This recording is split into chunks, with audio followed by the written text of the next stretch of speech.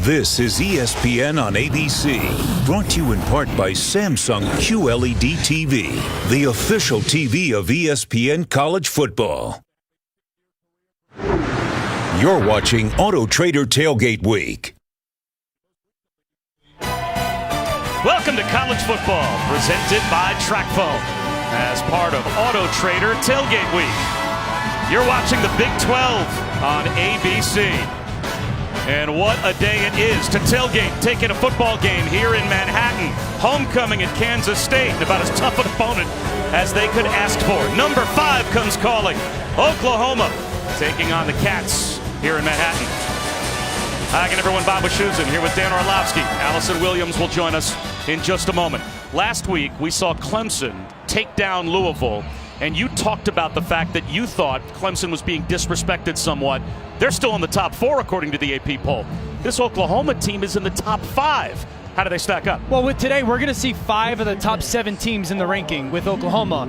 And to me, they're right up there on tape and hopefully in person with Ohio State as the second best team in America. When we think Oklahoma, we think, man, Lincoln Riley and this offense. But they're up there with Ohio State because of this defense and the job Alex Grinch has done. And not only are they up there with Ohio State, because of the defense, they're legit national title contenders. And they've got a national title winning quarterback in Jalen Hurts. Allison, he transfers from Alabama. What impact has he made? Yeah, Bob, and it's that experience and success that helped Hurts earn the attention and respect of his new teammates right away. He said, I got to Oklahoma and I just tried to be myself, share my experience, let them know that to win a championship, it takes the right mentality and playing to your own standard, not worrying about anybody else. CeeDee Lamb told me he gives us confidence and an edge because we know he knows what it takes to win a championship. He said it's about the amount of work. We just follow his work and plan as our quarterback. Kenneth Murray said everyone respects him because of it. We want to get to the top of the mountain too. Well, can K-State slow down the Sooners? We're about to find out.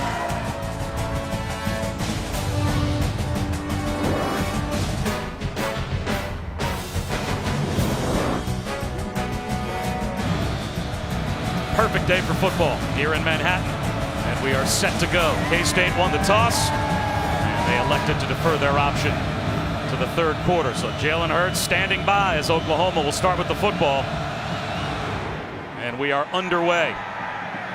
TJ Pledger from the 10-yard line has a crease, and pretty good field position for the Sooners out to their own 34-yard line. And what a weapon Jalen Hurts has, Dan, and CeeDee Lamb. And they use him in so many different ways. I mean, he's a dynamic receiver that is big, he's athletic, he's very physical, he can break tackles, and so they can get him the ball in the pass game. But we'll see him today. They're going to utilize him in their run game as well, but one of the best receivers in all of America. Assuming he becomes a pro after this season, Todd McShay sees him going in the top 10. He's got that kind of talent. And CeeDee Lamb is to the top of your screen. 1st and 10 for the Sooners at their own 33. Hurts to throw on 1st down. Swings one down the sideline. Underthrown, making the adjustment and hauling it in is Lee Morris. Or check that, Charleston Rambo. Terrific catch and trust shown by Jalen Hurts. Well, we talk about CeeDee Lamb, and they take CeeDee Lamb on a double move, clear out some guys, and they get Rambo, one of their young, talented receivers, on a linebacker. Beautiful adjustment to the ball. Outstanding start for Oklahoma's dynamic offense.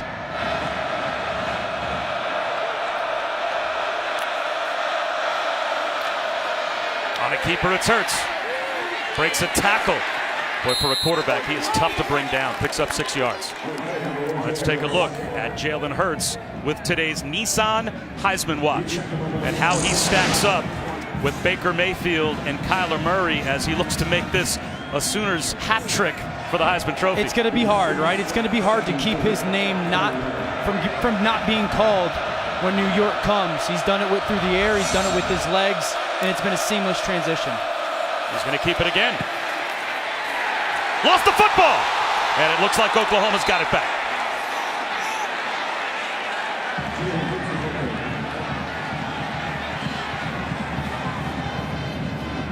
Man, really nice hit by defensive end Wyatt Hubert right there.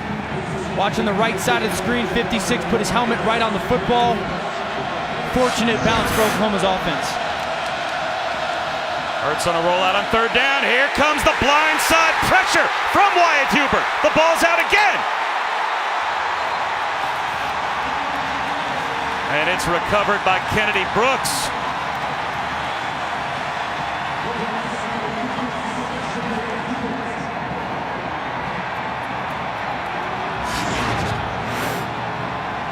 You're going to see, watch CeeDee Lamb. We can't see it on that replay, but Hubert with a huge hit on Jalen Hurts' back, but he had CeeDee Lamb open in the flat, wide open, just did not see him, and that's what forced Hubert to have access to Jalen Hurts. Now the officials err on the side of caution. They call this a fumble, but it certainly looked as if Jalen Hurts, while being hit by Wyatt Hubert, had his arm coming forward and spiked the ball into the ground. So they're going to go to the replay booth and see if this should be an incomplete pass. And it's a big difference in terms of 4th down and distance. Rather than 4th and 8, it would go back to 4th and 3. Although Lincoln Riley never took his offense off the field, even if it was going to be 4th and 8. How about the start by Wyatt Hubert, though? I mean, back-to-back hits. You're going to see him come off the backside. One thing you always get told as a quarterback is when you're doing these sprint outs or rollouts, you never pull up. And the pull-up there, and it looks like Jalen Hurts was strong enough on impact of that hit to keep the ball in his right hand just long enough to have the ball going forward. It looks like that ball is going forward still in his hand and not moving to be an incomplete pass. As long as he has firm control of the football, the moment that his hand and arms start to move forward, it would be an incomplete pass. Here's the announcement. After further review, the quarterback threw an incomplete forward pass. It'll be 4th down from the 27-yard line. Will the clock operator please reset to 13:25, and the clock will start on the snap. An interesting move here by Oklahoma. In spite of the fact that it's 4th and 3, they are going to send out the field goal group. Gabe Burkich will try from 44 to get the Sooners on the board.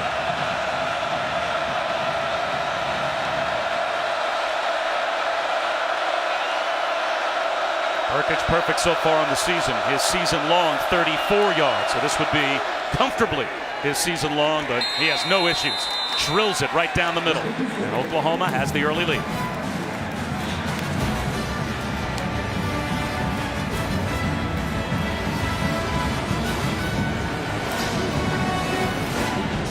You're watching the Dr. Pepper Championship Drive Game of the Week.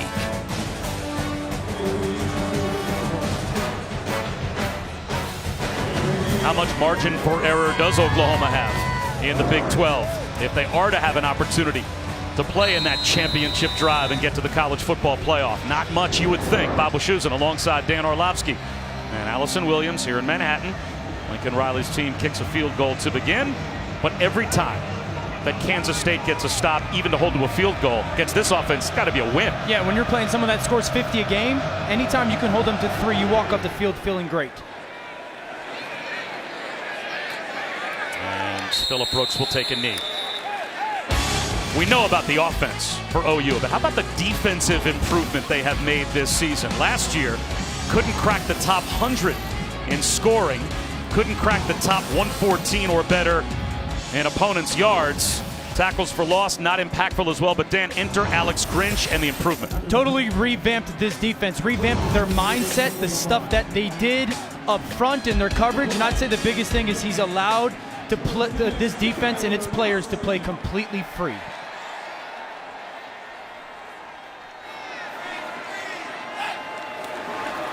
Skylar Thompson with the zone read to Gilbert, and he has stood up right at the line of scrimmage. May have lost a yard. Pat Fields came up to help and make the stop for OU.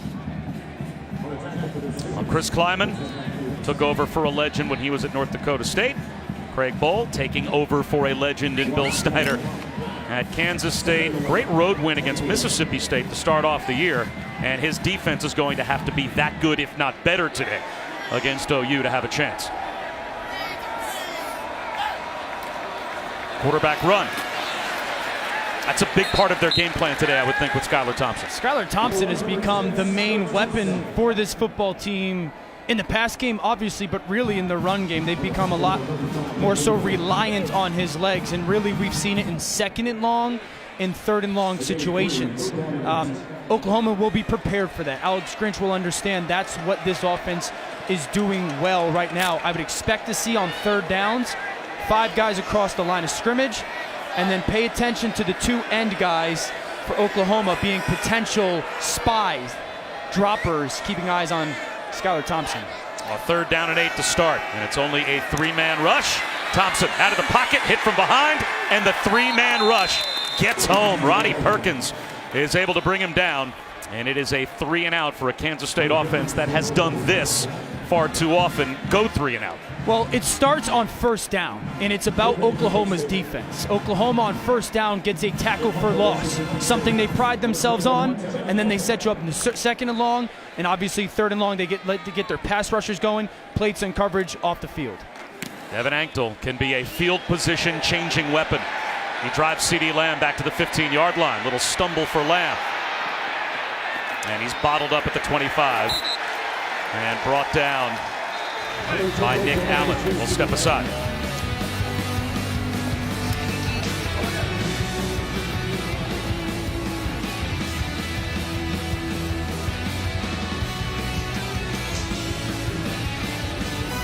College football on ABC is presented by TrackPhone. The new TrackPhone Wireless. Now you're in control. And in part by Coca-Cola. Share a Coke this season with friends, family, and maybe even a rival.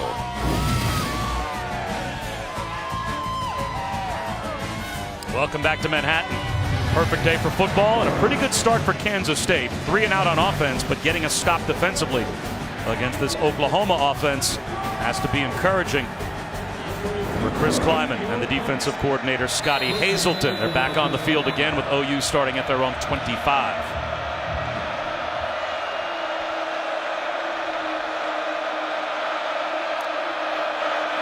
Hurts to throw. Easy flip to Rambo.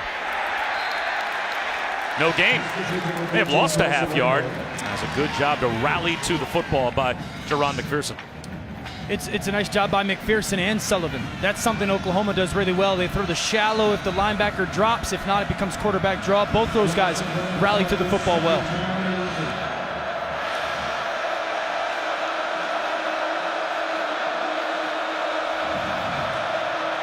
High snap, backwards pass. CeeDee Lamb right back to Hurts. It's a trick play, and it works to perfection. In the open field, it's Nick Basquin down the sideline and tripped up inside the 10. The creativity from Lincoln Riley, 68 yards, and it's 1st and goal.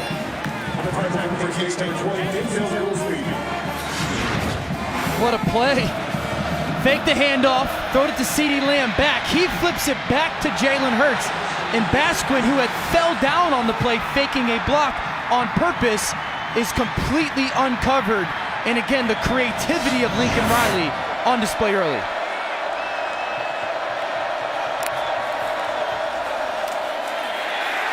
A loss back to the 10-yard line as Kennedy Brooks has nowhere to go. Great penetration again, led by Wyatt Hubert. Trade Deshaun in there as well.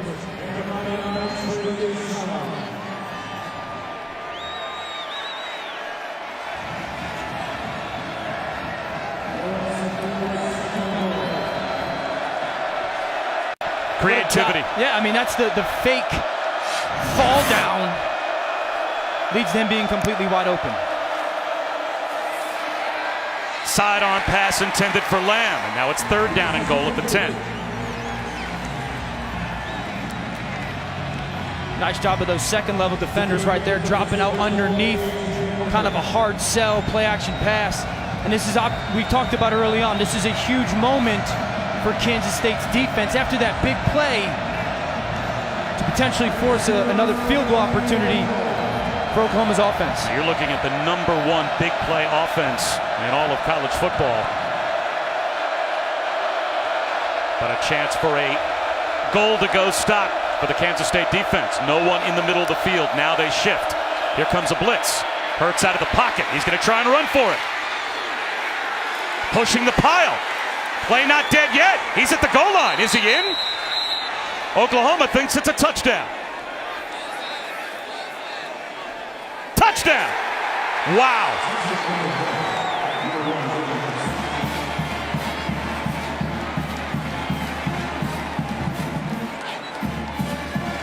That's a 220-pound running back that may not have the speed of Kyler Murray, but once he gets into the mosh pit, Dan, he is hard to bring down. He gets hit at the 4-yard line right there, viced by 2 or 3 guys on Kansas State. Watch the leg drive, and obviously some of those big old linemen come and be a part of that big rugby scrum push. Watch impact right there at the 3 or 4-yard line, and then the leg drive. Looked like he crossed that goal line. Incredible effort. So Burkich out for the point after.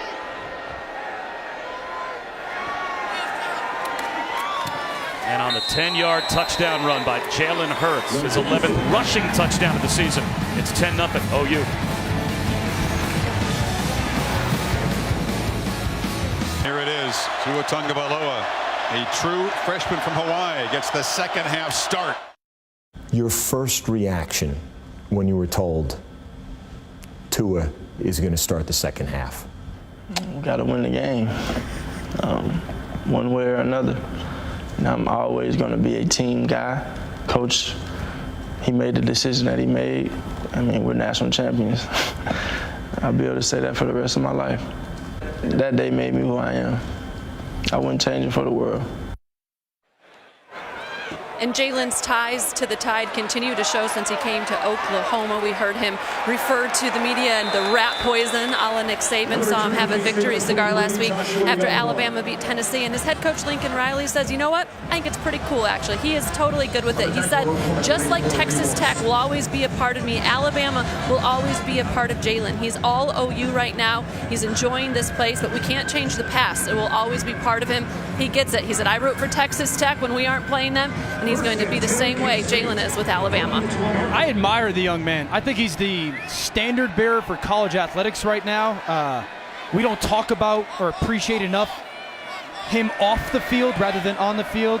And he's going to be a CEO of some company someday because he's special. James Gilbert with a big run. And this is just what Kansas State needed as they were starting at their own 12-yard line. And that gets the Wildcats after a 26-yard gain by Gilbert out of harm's way.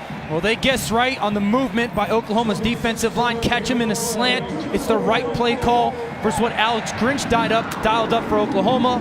Huge run, and that, I mean, first down is going to be so important for Kansas State to have some success today.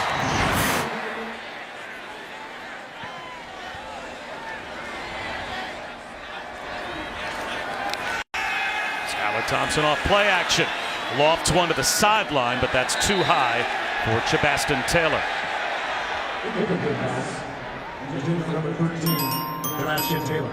Well, later on tonight, it is college football primetime presented by Bass Pro Shops and Cabela's. Notre Dame and Michigan at 7:30 on ESPN, on ABC and the ESPN app. Notre Dame hasn't won in Ann Arbor since 2005. They're going to be challenged tonight. I mean, Michigan's defense is legit. They're going to come after Ian Book. The big thing is making sure he gets it out of his hands early on, not to take hits.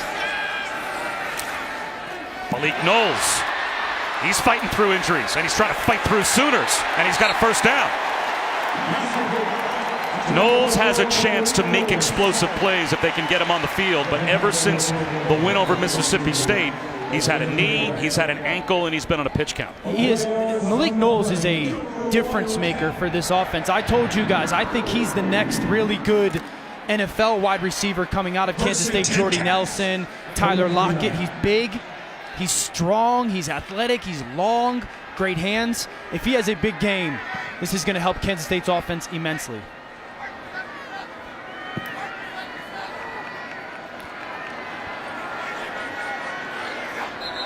Flags down.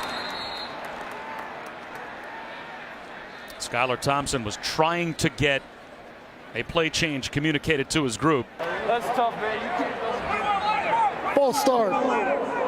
Offense number 79. 5-yard penalty, it's first down. Well, what really happens there is Thompson takes the tight end who was in the backfield and puts him on the line of scrimmage. Well, that means one of the receivers that was on the line of scrimmage then has to step off. And throughout all that communication, remember, words, offensive linemen hear stuff, force that jump by Holtorf.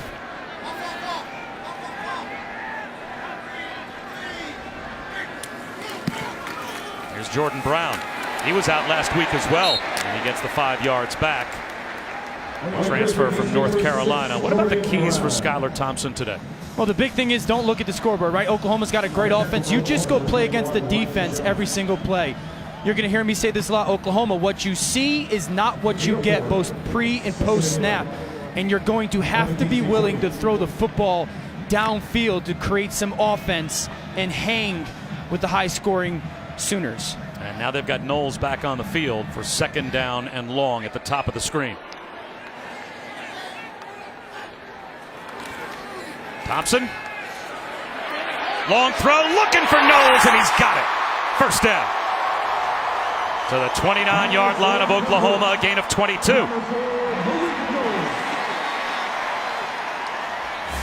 Well, what you see is not what you get is really upon this 5 guys along the line of scrimmage, 2 safeties. At the snap, you're going to watch these safeties go from 2 high to 1 high, and then those guys that were up on the line of scrimmage drop back and play secondary level spy guys. But that is going to be the theme for this offense. As a quarterback, I see something pre-snap.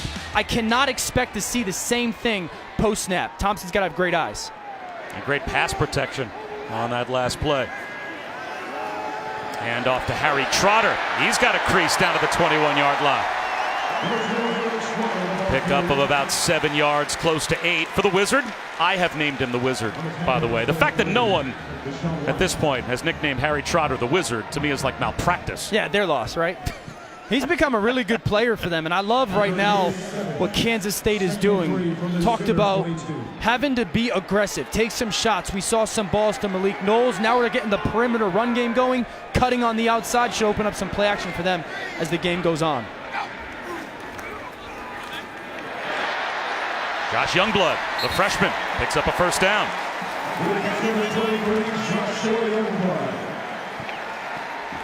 Right now, it feels like Kansas State offensively and their offensive coordinator, Courtney Messingham, he had mentioned, I can't go to the line of scrimmage blind. I've got to try to anticipate some stuff that Oklahoma's going to do and take advantage of it. And that's 3 plays in a row that he has anticipated. I expect Oklahoma to do this. I've got to call this.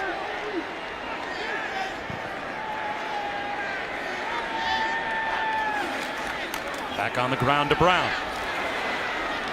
Into a pile up. It's a gain of 1 to the 15-yard line.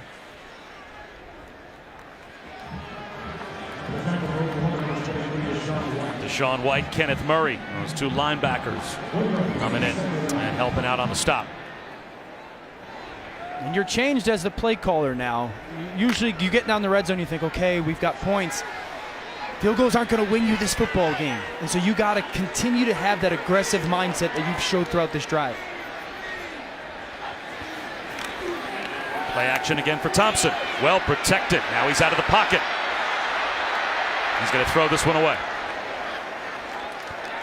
3rd down and 9 from the 15-yard line coming up.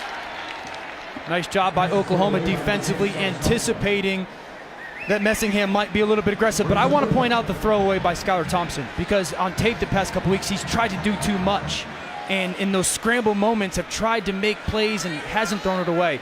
So I'd like to see that there. 3rd down in the red zone, Oklahoma loves to drop coverage, rush 3 guys, play 8. If you're Skylar Thompson, the biggest thing on this play, stay patient. Don't allow your clock to make you get out of the pocket if it's not needed. OU shows blitz. Malik Knowles, hand fighting, flag out. He's one-on-one out there with a freshman. Jaden Davis, the true freshman corner. Got a hold of Malik Knowles, and this should be a first down for Kansas State in the red zone.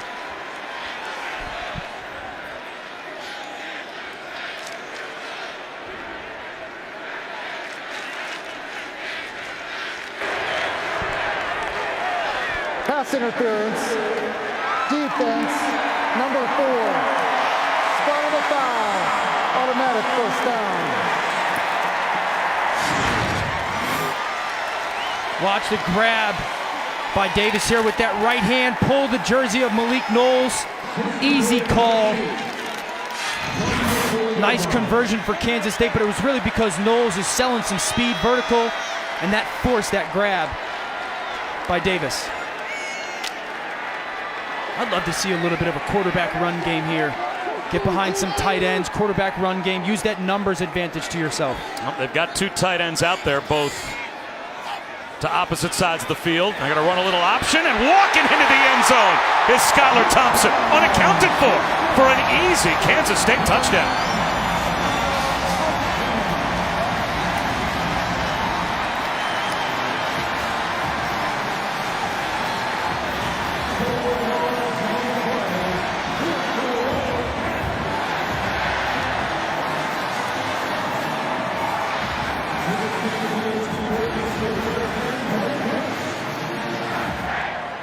Your over-under today was 3 of double-digit play touchdown drives Kansas State had to have.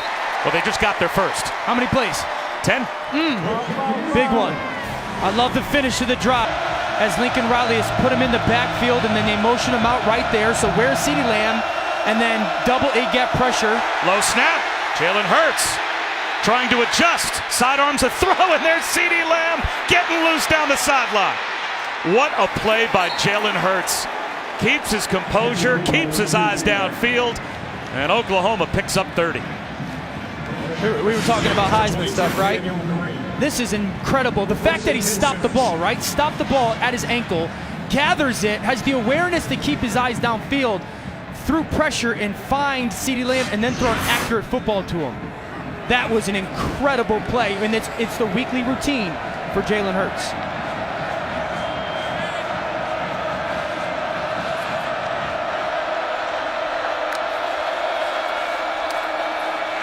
Hurts into the secondary, running through tackles down to the 26-yard line.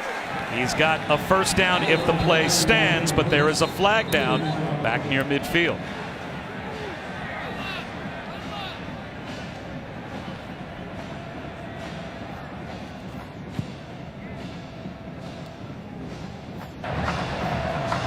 Personal foul, face mask, defense number 99. Half the distance to the goal from the end of the run. It's first down. Number 56 may remain in the game. And the reason they're making that announcement is because Creed Humphrey, the center, lost his helmet on the play. Well, normally, if you lose your helmet in college football, you have to come off the field for at least one play, but not if you lose your helmet because of a penalty by the other team. So Creed Humphrey can stay on the field, and add it all up, it's a first down at the 13-yard line for Oklahoma. A 15-yard run and a 13-yard penalty.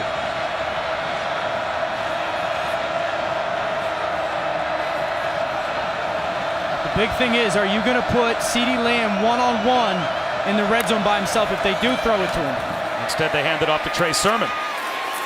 Physical run down to about the 7-yard line. He picks up 6. But that's where a guy like Lamb helps your offense, because down in the red zone, no, I don't want to single him up. You have to play with 2 high safeties, meaning you can't have enough people down near the line of scrimmage in the box for your run game, and it helps your run game, having a player like that and the attention that he garners.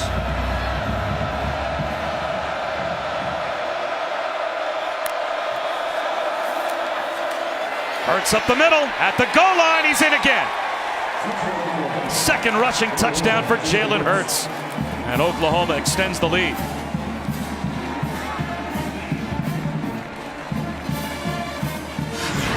Quick strike. Watch Jalen Hurts. Watch where he starts, shifts laterally to his left, doesn't hand it off, keeps him himself, and there's a huge lane, and he finishes again at the goal line. We often talk about quarterback launch point when it comes to the run game. Oklahoma will change the launch point in their, or in the pass game, they'll change the launch point in their run game for the quarterback better than anyone. What a weapon Jalen Hurts has become in this Oklahoma offense. They've got the 10-point lead.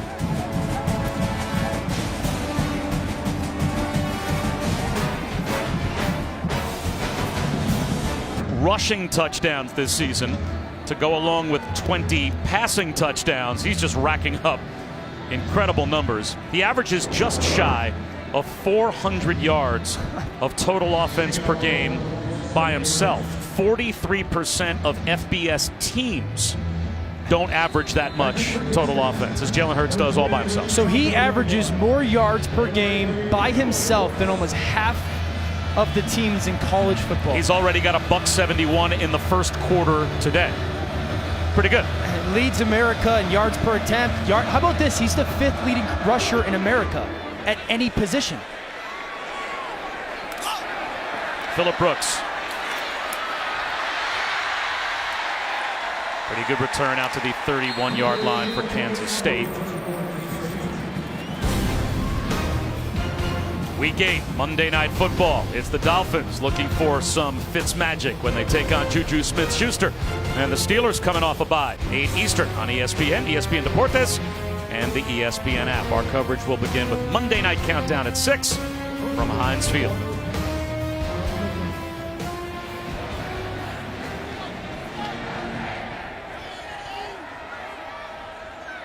Two tight ends, and Skylar Thompson back to work with James Gilbert to his right. It'll be Gilbert. Breaks a tackle. This is a young man that did not get a Power 5 offer out of high school. He goes to Ball State and became an all-MAC running back at Ball State, but now gets a chance as a 5th-year graduate transfer to come play in the Big 12 for Kansas State. He's become their premier back of their offense. And I'd say the best quality that he has is his vision, and he showed it right there. Like getting into the hole, felt a linebacker get out of place, the vision to bounce it outside and get 6 yards. Sets up play action for Thompson. Throws on the run. That's Jax Deneen. Freshman fullback makes a diving catch. His 2nd of the season, and it's good for a first down. Really nice job anticipating pressure from Oklahoma, beating that pressure with a quick throw. A better throw, it's probably another 15, 20 yards. That's my kind of body type for a guy to make a catch. Almost looks like looks like the play-by-play guy. A file cabinet, maybe. Yeah, is that big block? Is that where you were going? Just trying to be kind. Yeah, wondering why you were looking at me. Well, you said that. There's a crease into the secondary for Gilbert. Hurdles his way down to the 35-yard line before he's brought down.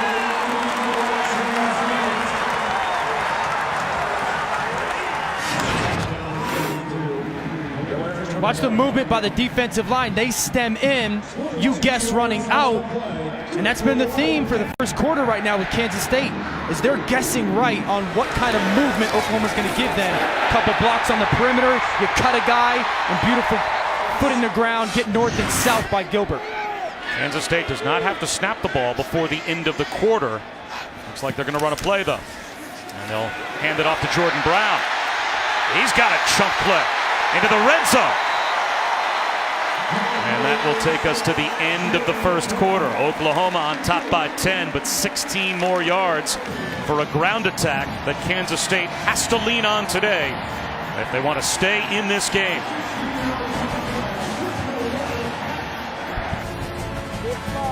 Oklahoma on top of Kansas State, 17-7. We start the second quarter and we continue. Dr. Pepper's championship drive game of the week. Bob Wischusen, Dan Orlovsky, Allison Williams here in Manhattan. And it's a first down at the 20-yard line for Skylar Thompson and the Wildcats to start off quarter number 2.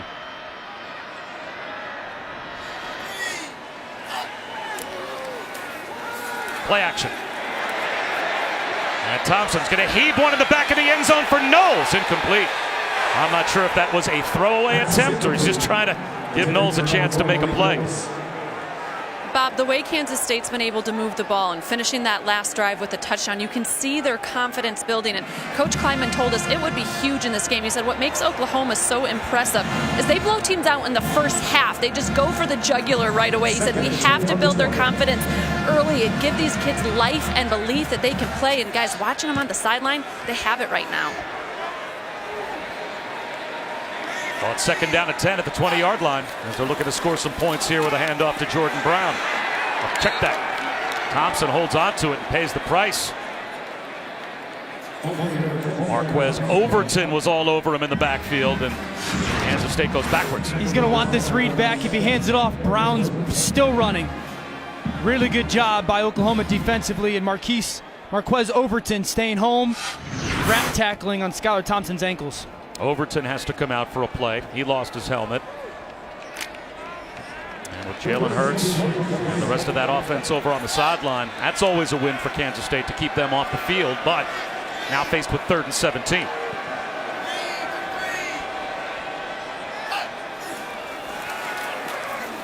Thompson, the pocket collapsing. Sidearms one to the sideline, flag down. In the secondary, Dalton Schoen, the intended receiver.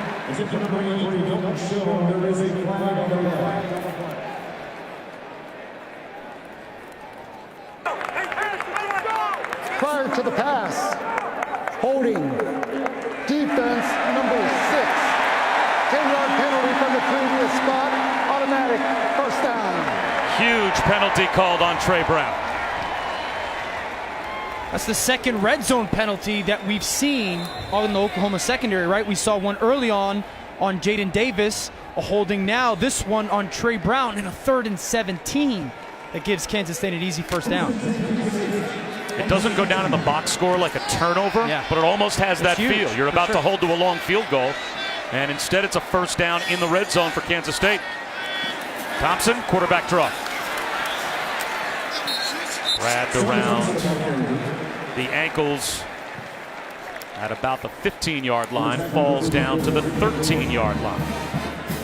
Seeing a lot of pre-snap stuff horizontally by this Kansas State offense, whether it's jet motions. That time Brown, they flushed the back all the way to the field, trying to get numbers out of the box to help their run game. You got to be very aware if you're Oklahoma right here for a play action pass out of this run look.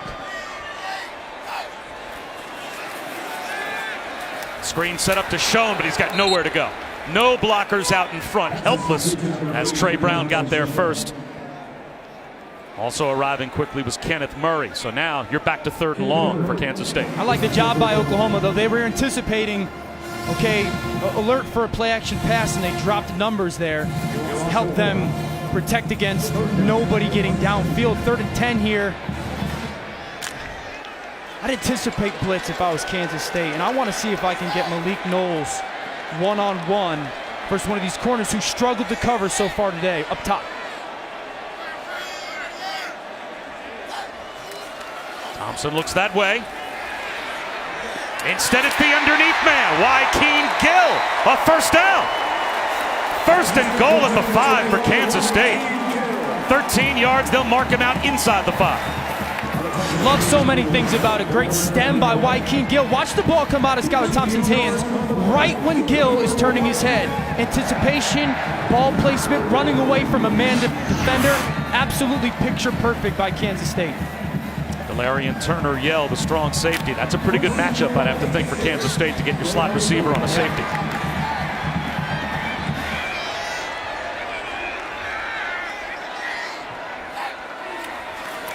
Thompson finds Youngblood, and Youngblood finds the end zone. The freshman Joshua Youngblood is able to score from 4 yards out.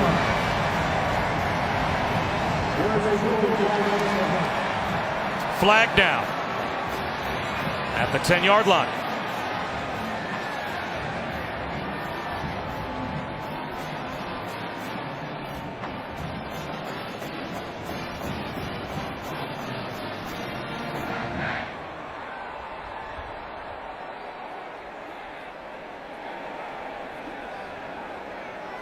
Interesting what they call. I mean, what a beautiful drive by Kansas State. Now aided from the hold, right? Aided by the holding on Trey Brown. But they took advantage of that to get in the end zone. There's a long conversation before a very important call. Which makes me think it's on Kansas State, right? I mean, why would you if it's a touchdown, it's a touchdown. Unless there's a debate as to whether or not the flag should be picked up. The result of the play is a touchdown. After the play, personal foul, unnecessary roughness for kicking, defense number 11. That 15-yard penalty will be assessed on the kickoff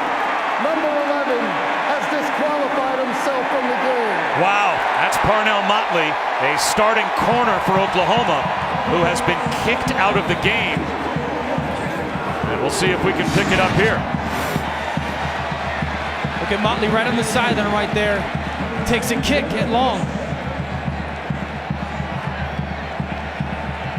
For a senior to do that in that moment. Teams live in nickel, so they have defensive backs, but Lincoln Riley told us we're really only bringing 3 true corners to this game. We've got Motley, Trey Brown, and Jaden Davis, and now one of those 3 has been ejected. So now a true freshman, Jaden Davis, he's going to play the rest of the way. And it's 17-14 as Parnell Motley's afternoon is over.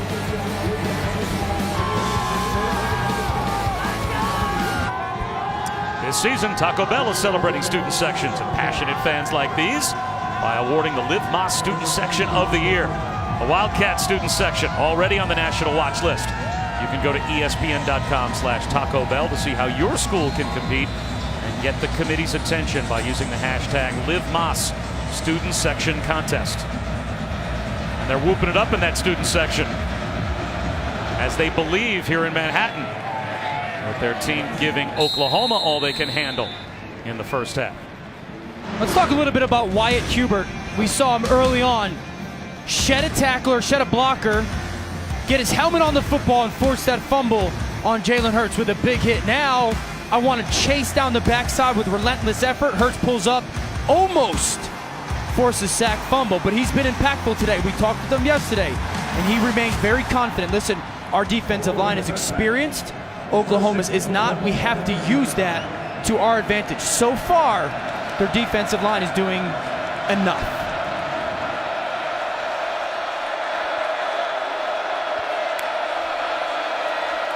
Sermon up the middle, met by Wayne Jones. 4-yard gain on first down.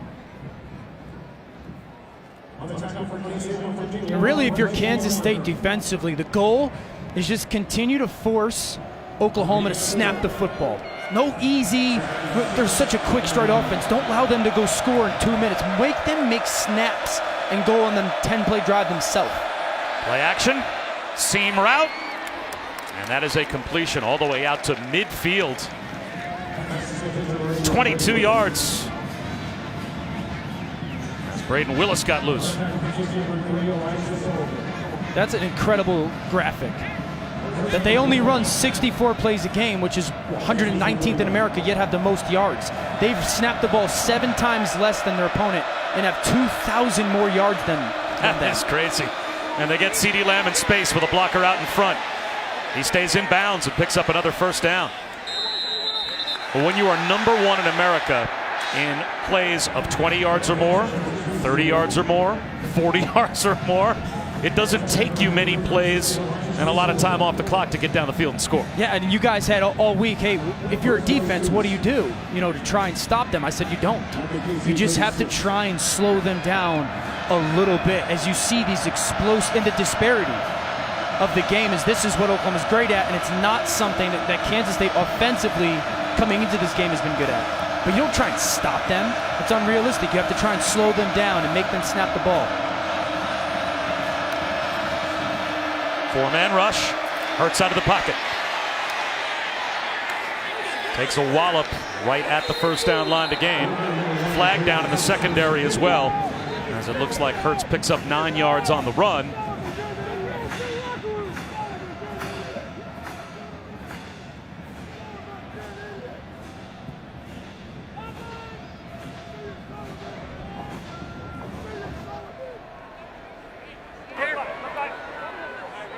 Personal foul, targeting, defense number 3. The previous play is under further review. That's the Mike linebacker Elijah Sullivan in on the stop of Hurts. Now Hurts is a runner, so this has to be a crown of the helmet foul that they think may be warranted there on Elijah Sullivan. Remember, too, if he lunges. I don't think so.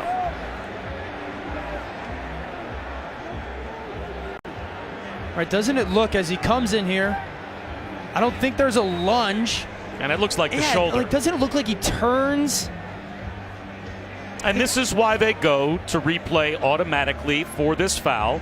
And that's why the officials on the field err on the side of caution and throw the flag, knowing that replay has to confirm the call on the field for it to still be targeting, and they make sure they get it right. And they've got their checklist, right? Like, it has to hit certain bullet points to be able to confirm that targeting call on the field. And if you don't, then that targeting call is overturned. It's a very black or white situation. After further review, there is no foul for targeting. No one in the game. Second down. And that's exactly the way that call-in situation is supposed to be handled. Yeah, remember, you got to go lunge with the crown of your helmet. And I think he dips with his shoulder to make that impact or contact. And so I love the call by the officials, and I love the process that college football has for it. Close enough, though, for Elijah Sullivan. Maybe the teaching point is eyes up, see what you hit. Sure. Don't lower your head that way. That's what they're trying to get out of the game. Said from the guy in the booth. Not sure why that's necessary. Second down and 1.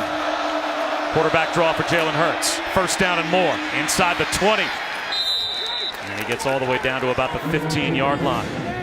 Gain of 11. Sullivan made the stop.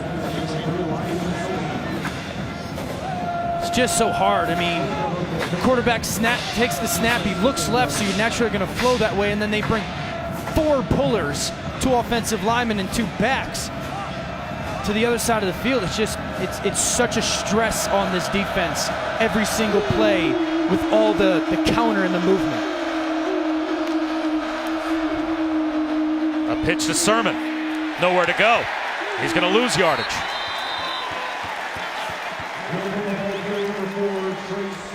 Well, if you're going to run the football, maybe that's the guy you want to run the football with. Jalen Hurts. Boy, has he been a weapon on the ground. He's such a dynamic player, and you see the 9.5 yards per rush. And Kansas State allowing almost 7 yards per carry to a quarterback in a non-sack situation. The marriage, it doesn't sound great when you're going offense, defense. 7th play of the drive. 4-man rush again. Jalen Hurts out of the pocket again. Inside the 10-yard line before he's brought down. And now it's a big third down.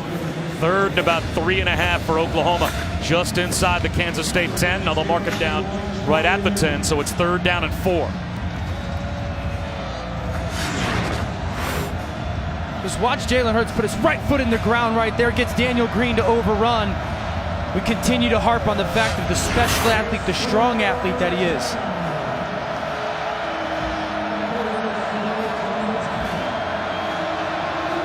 Two touchdowns for Oklahoma, both Jalen Hurts runs. And you got to continue to think quarterback run or zone read could be in play. There he goes again, tripped up. And now what does Lincoln Riley do? It's 4th down and a couple from the 8-yard line. Wyatt Hubert made the stop. And does this surprise you at all that the field goal unit would come out on 4th down and 2? It does. I mean, with the quarterback that I have and the power run game that I could employ with Oklahoma's offense, I am surprised that he would not go for this, especially, you know, if you're thinking, okay, my defense hopefully would settle down and we could at least pin their offense back and make them drive the field again on us.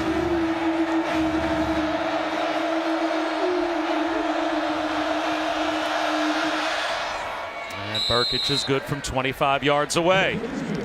6-point lead for Oklahoma midway through the second.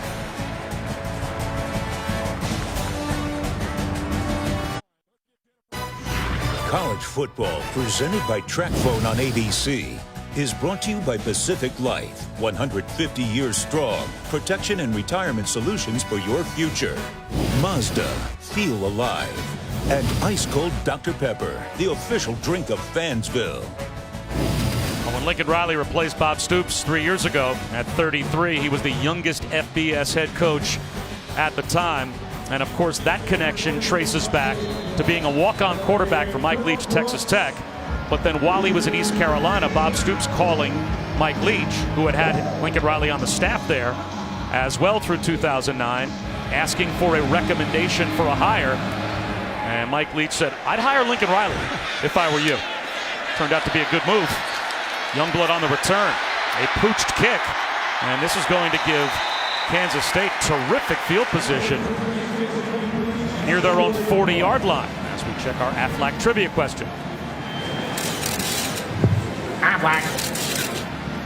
Which teams does Oklahoma have 75 or more wins against in school history? 4 teams on the list. Talking Lincoln Riley, I told you guys this week, I think Lincoln Riley is the best play designer and play caller at any level of football right now. Wow. Thompson on a rollout.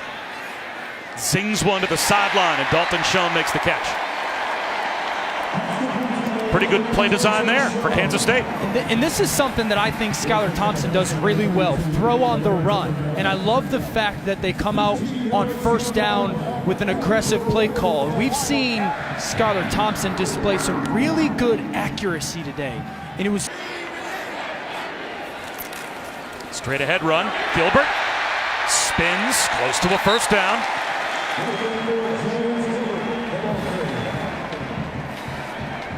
Jaden Davis came up to make the stop, and that is good enough for a Kansas State first down. The thing that Oklahoma does defensively that's helped them so much this year is the movement and the stunts by the defensive line. They don't do a bunch of them, they just do it a lot. And now it's great because you change the gap that you're in before the snap, but it's also dangerous because if you get caught in that stunt by the offense and they run where you're leaving, it equals big plays. That was a perfect example of it. Here comes a blitz. Quick slant. And out on the edge, it's Blaze Gammon. The tight end is down to about the 31-yard line, and we are in his stadium. It is Bill Snyder Family Stadium. And it really is, I think, fortuitous for Chris Kleiman that he replaced Craig Bohl, a legend at North Dakota State, because he said it's not easy when you come and replace literally the legend of a program, but it prepared him to come here and try and fill Bill Snyder's shoes. And the expectation. He said he was ready for the big expectation and the standard that had been set by Coach Snyder. Jordan Brown hit right at the line and driven back by Overton. And by the way, we're not just in Bill Snyder Family Stadium, but we are right down the road from Bill Snyder Highway. What does it say about the football stadium and literally like the only paved road into town, both named after the same guy? Had some success, revered in town, as he deservedly so. I was telling you guys, like when I think Kansas State, I think purple. I think Bill Snyder and I think purple. Yep. It's become a brand for them. Big play here, 3rd down and 5.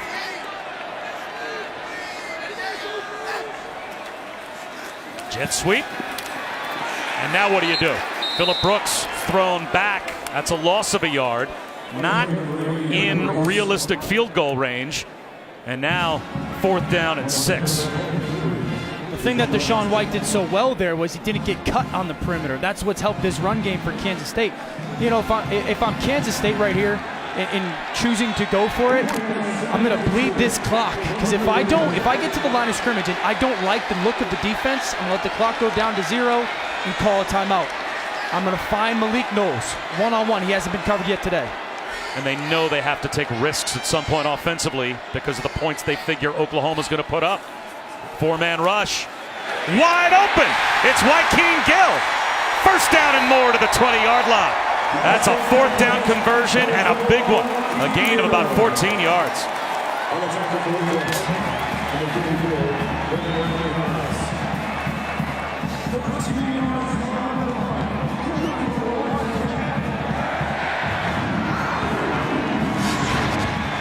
Let's watch the soft cushion. This is Malik Knowles. He's going to push up. That forces that safety to go up.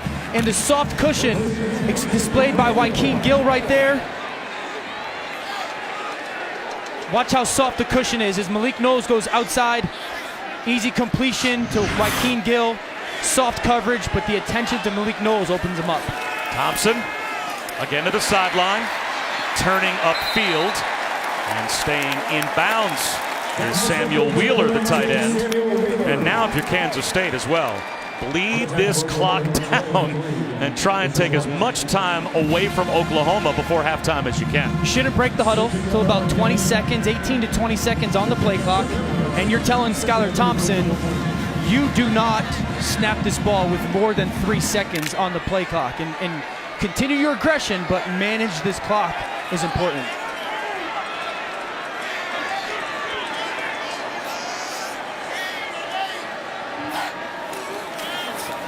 Losing the football is Thompson. At that mesh point with Jordan Brown, they nearly turned it over, and now it's third down.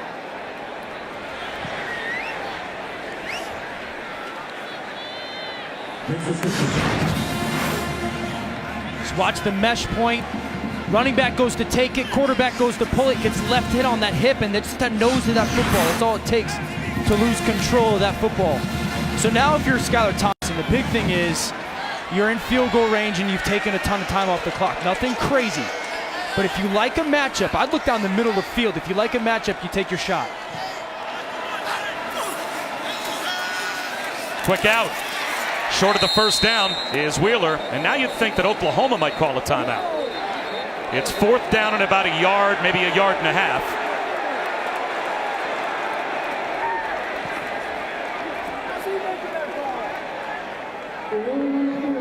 Is an incomplete pass. Will the clock operator please reset the clock to 1 minute, 25 seconds?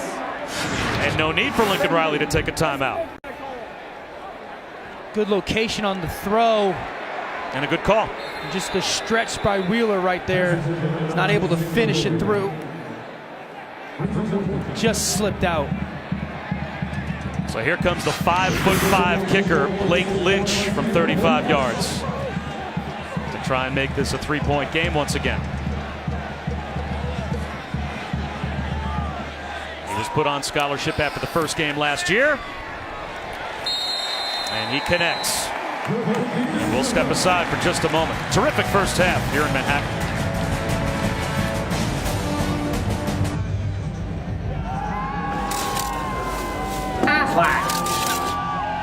Perfect day for football. And an interesting Aflac trivia question. The answer now, which teams does OU have 75 or more wins against in school history? Well, 4 on the list, all in their league. Iowa State, Kansas, Kansas State, and Oklahoma State.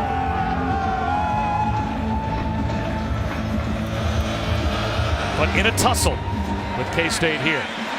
Short kick, and making a catch on the dead run, but losing his footing is TJ Pledger. And we'll step aside, come right back.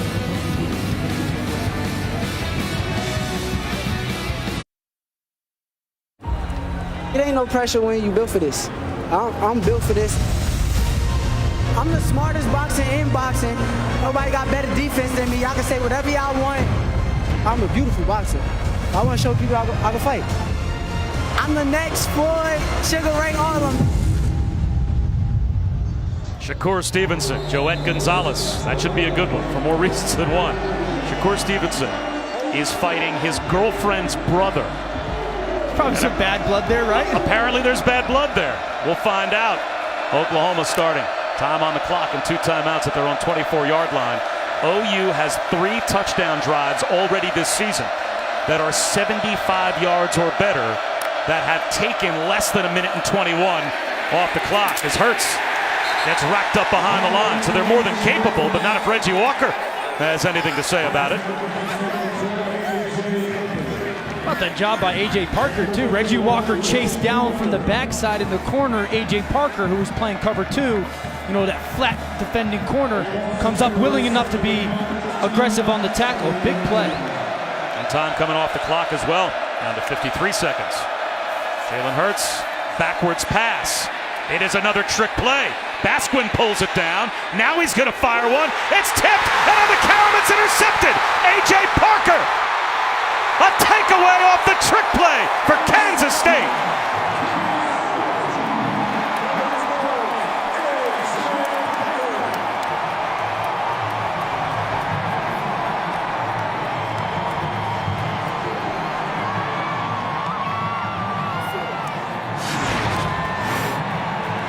Let's watch A.J. Parker down at the bottom of the screen as this play develops. He's playing a cover 2 corner.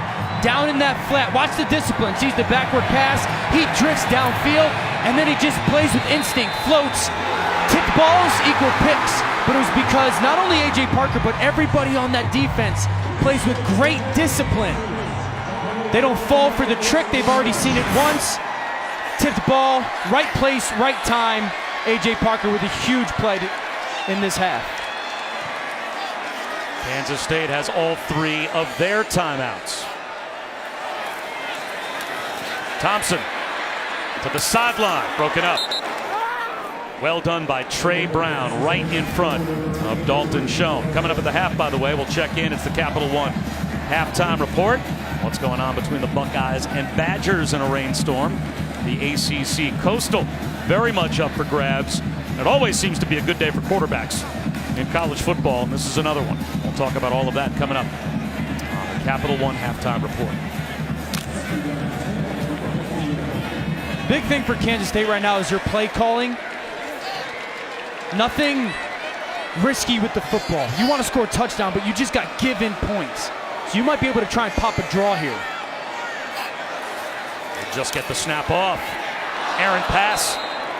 Joaquin Gill, obviously with Skylar Thompson thinking he was running a slant, kind of pulled up and broke his route off at the 6-yard line. Looked like Skylar Thompson saw soft coverage or vacated area, and Joaquin Gill just didn't see it fast enough. Now 3rd down. If I'm Kansas State and I just got given a gift in many ways, I know you want to go be aggressive here, but I'm thinking maybe a screen, a draw, something that keeps the football out of harm's way, because I don't want to just give it back. Oklahoma shows blitz. Here they come. Quarterback draw. Skylar Thompson, one-on-one, breaks a tackle. Touchdown.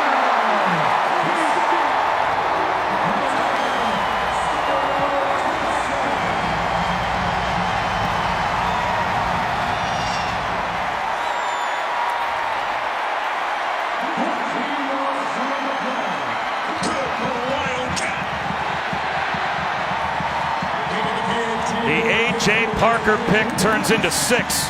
Skylar Thompson and Jalen Hurts now both have a couple of touchdowns on the ground.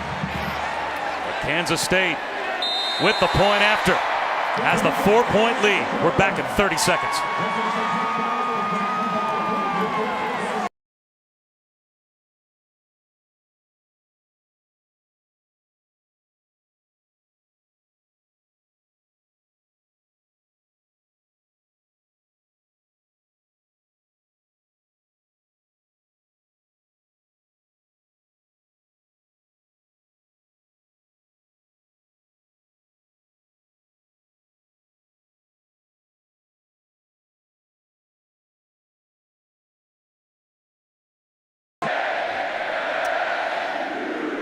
Let's go back to the touchdown as Kansas State takes the lead. Let's watch the left guard, Revis, and then the tailback, Brown.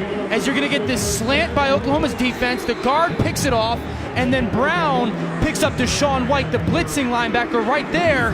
And a great job by Kansas State's offensive line anticipating some pressure.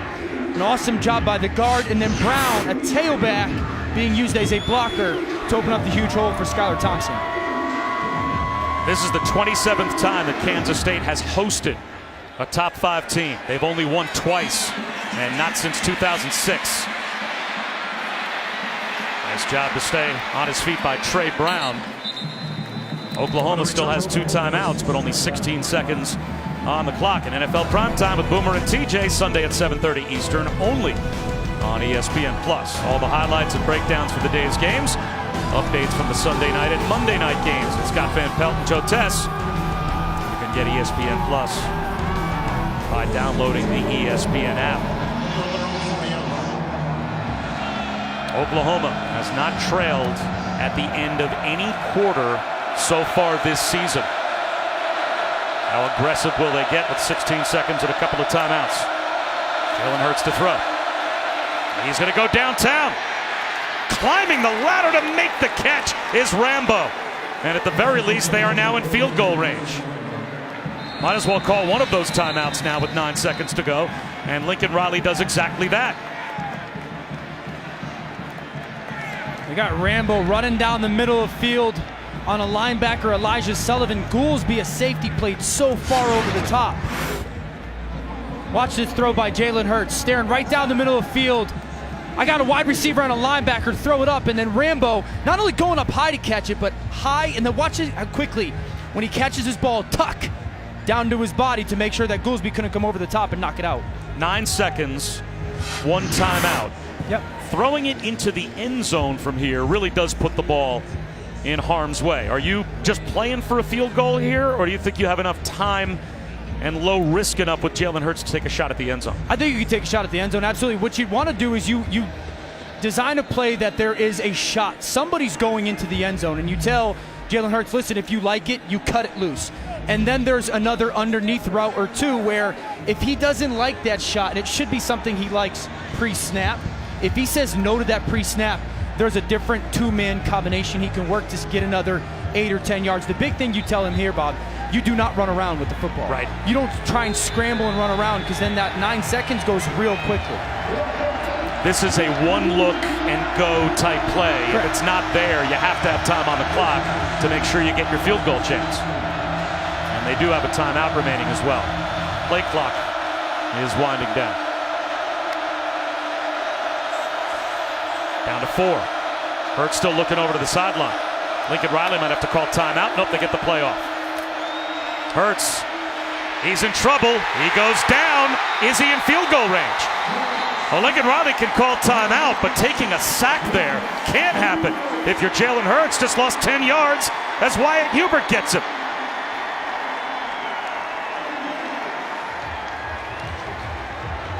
The one thing we talked about that Jalen Hurts could not do in this moment. Try and scramble around and make a play. If it's not there, if you didn't like it, waste it, kick your field goal. Guys, I talked to Lincoln Riley before the game, and he told me that while he'd like to get to the 35 to be in field goal range, the longest for his kicker would be a 60-yarder. So right now you're looking at about a 50-yard attempt here. Now, they said that Gabe Burkage, it wouldn't be distance that would be the issue. It would just be accuracy, but he could easily reach from anywhere in plus territory, and this is going to be a 50-yard attempt.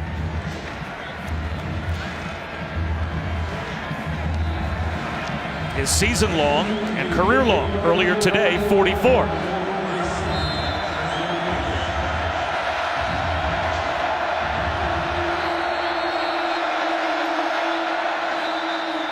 And now a timeout called by Kansas State.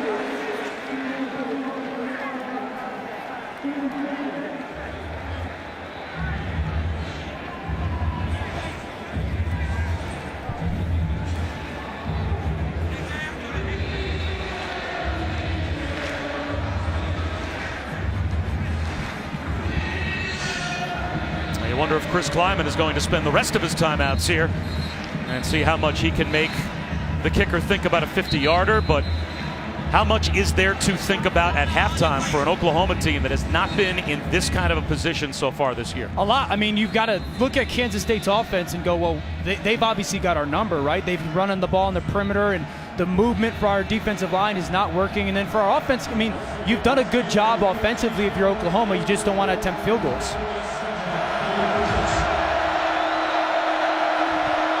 Looks like this time Kansas State will not call the timeout. Here's the 50-yard attempt. Plenty of distance, and it is good. 3-yard run by the quarterback, but what that does is when you make that decision as a quarterback, when your coach calls kind of a shot play, right, play action, let's try and hit them, and it's not there, and you make the right choice because no one was open, you're telling your play caller, call it again. I'll continuously make the right decision with the football. Really nice job by Thompson there.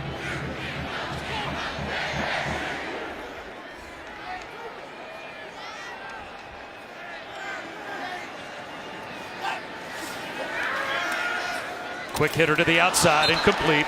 And once again, it's a third down, 3rd and 7 at the 19. That pass intended for Nick Lenners.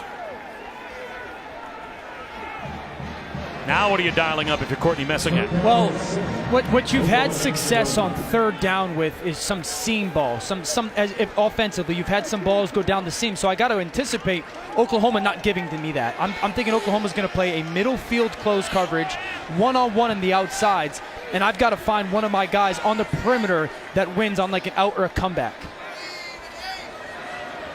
OU shows blitz. Here they come. It's picked up. Shot over the middle, and it's broken up.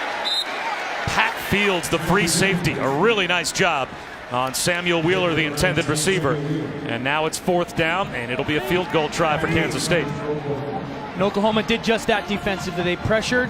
They went to one high safety, meaning everybody who's playing man coverage. That ball has to get thrown to the perimeter. Those are the one-on-ones outside. Good job by Oklahoma defense, dialing up some blitz, getting off the field. Blake Lynch so far this season, 8 for 9. And make it 9 for 10. Kansas State extends their lead.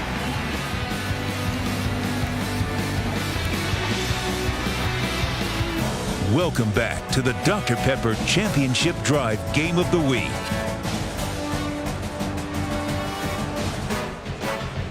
And Big 12 now on ESPN Plus, a must-have for Big 12 fans. The exclusive home for the weekly Les Miles All-Access show. Plus, you'll get more than 40 men's basketball games, including 15 Kansas State hoop games, and hundreds of other Big 12 games that include plenty of women's matchups as well. Sign up today, ESPNplus.com/Big 12 now. Bringing it back from about the 2-yard line. Brown gets out close to the 21. Perfect day for football in one of the best college towns you will ever find. They love their Wildcats here in Manhattan. And Kansas State has the 4-point lead. Bob Wischusen and Dan Orlovsky. Allison Williams now looking for a response. The OU fans with Jalen Hurts. This offense has really not skipped a beat. I mean, they did their part in the first half. So continue to expect them to run the football. And I'd like to see them get CeeDee Lamb a little bit more involved in their pass game. Maybe a screen, a shallow, something with the ball in his hands. Now they'll run it on 1st down with Kennedy Brooks. And he weaves his way for 5. It's kind of interesting. Came into this game thinking, man, Oklahoma's perimeter run game is so good. Well, Kansas State, their perimeter run game has been the difference. And then Oklahoma's defensive line, the movement has been so good. Well, Kansas State's defensive line and its movement and stunts after the snap has really helped them in some run game situations. Hurts dumps one off underneath. A gain of a yard, maybe a couple. As Jeremiah Hall hauls it in, and it will be 3rd down and 4.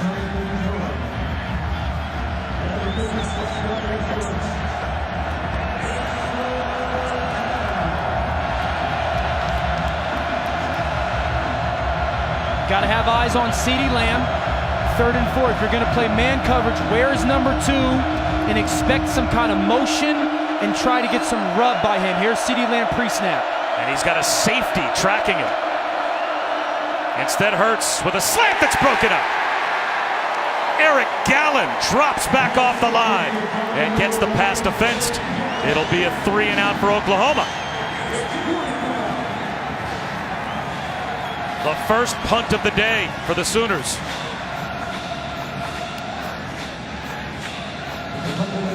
Love the play call. CeeDee Lamb took numbers, you're one-on-one, but Gallen did an outstanding job of getting underneath that throw. What a win for the Kansas State Wildcats to start this second half. Reeves Munchow barely gets it away. Takes a sideways hop and a good one for Kansas State. It's finally touched at the 46-yard line of Oklahoma. The pressure forced a helium ball, a 19-yard punt.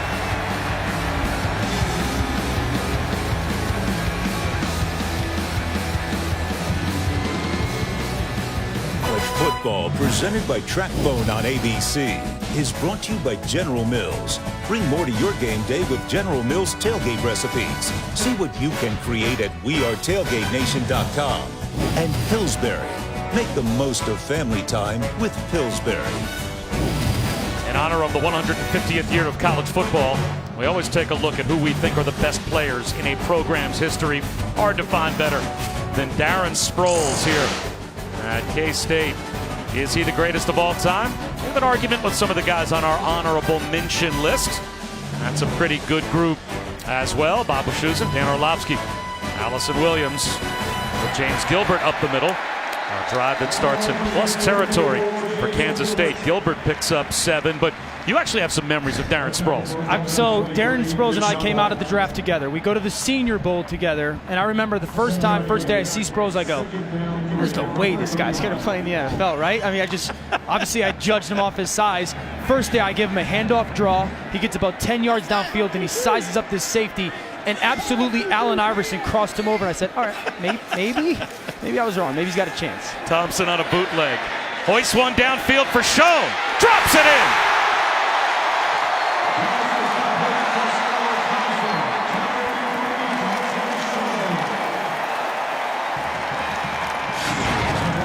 The same play that Thompson had thrown away before. Under pressure, look at the air, and he totally throws Schoen open, leading him to the sideline. Difficult throw up on the run. Beautiful arc of that football, and Schoen coming alive in this second half. But that's because Skylar Thompson was willing to throw that same play away before. Courtney Messingham, his play caller, dialed it up again. Bubble screen. Phillip Brooks inside the 5. Close to a first down. Steps out right at the marker. It might be first and goal. People always ask the question of, like, how does having a run game really work? Kansas State's run the ball well.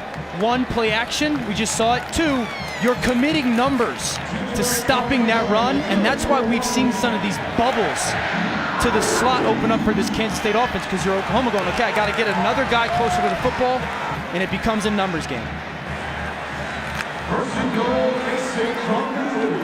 First and goal at the 3. Quarterback run. Skylar Thompson. He's got another K-State touchdown.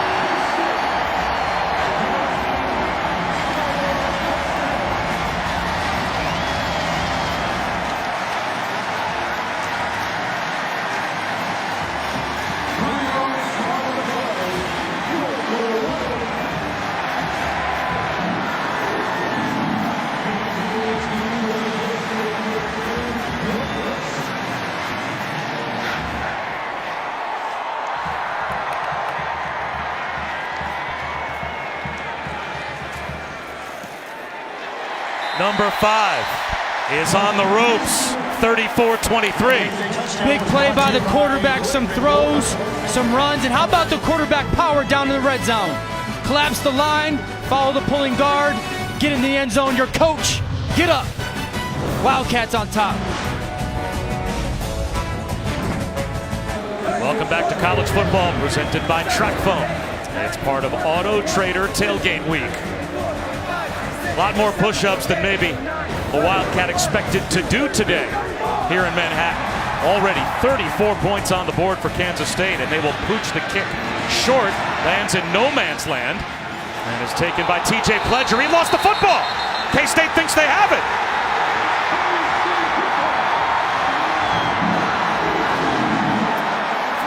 A turnover on special teams by Oklahoma.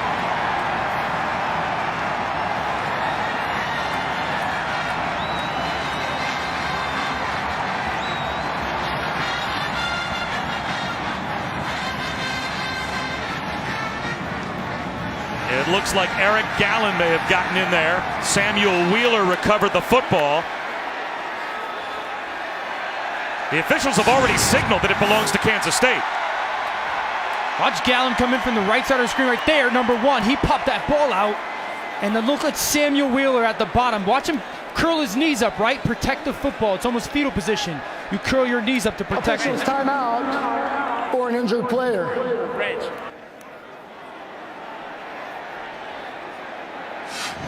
A takeaway on special teams for Kansas State. Unbelievable.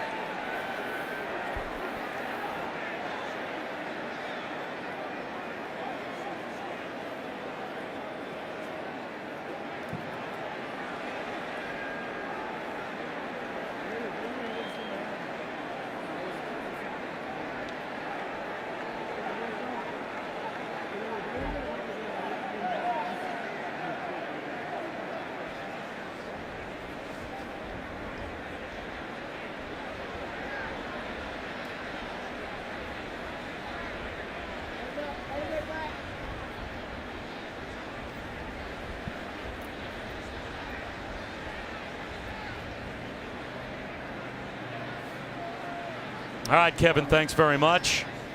And what has been jubilation for the fans here at homecoming for Kansas State, on top 34-23, just getting a takeaway on special teams, a fumble that was caused by Eric Gallen, who made a terrific play as a linebacker in coverage not long ago as well. Looks like he has suffered a severe knee injury to the point that they had to bring the cart out. So we will step aside and come right back in 30 seconds. Dan Orlovsky, Allison Williams back here in Manhattan. And trust us when we tell you that Eric Gallen, linebacker and the transfer from Virginia, suffered what appeared to be a severe knee injury. And his teammates that were around him that saw it happen reacted. And there is no reason for us to show you a replay. But what has been a celebration of Kansas State football, and a tough atmosphere for Oklahoma to play in, has gone from loud to very, very quiet as they have brought the cart out, and they are going to bring Eric Gallen off the field as soon as they get him stabilized. Moments like these were always hardest as a player, always, because in college athletics it's so different because you spend all of your time with each other, all of your time with your teammates, whether at your class or working out or lunch or dinner, study hall, everything like that. And so you build these bonds that go significantly farther than the field.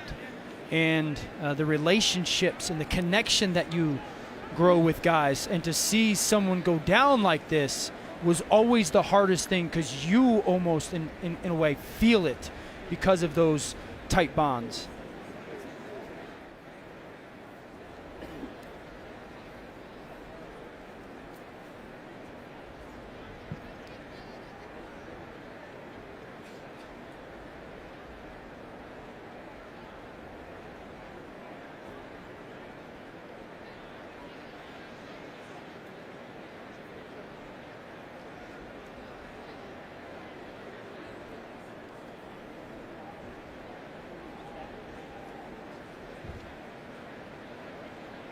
And it looks like they may finally have stabilized Eric Gallen to the point that they're going to be able to move him and get him up on the cart and bring him back to the locker room.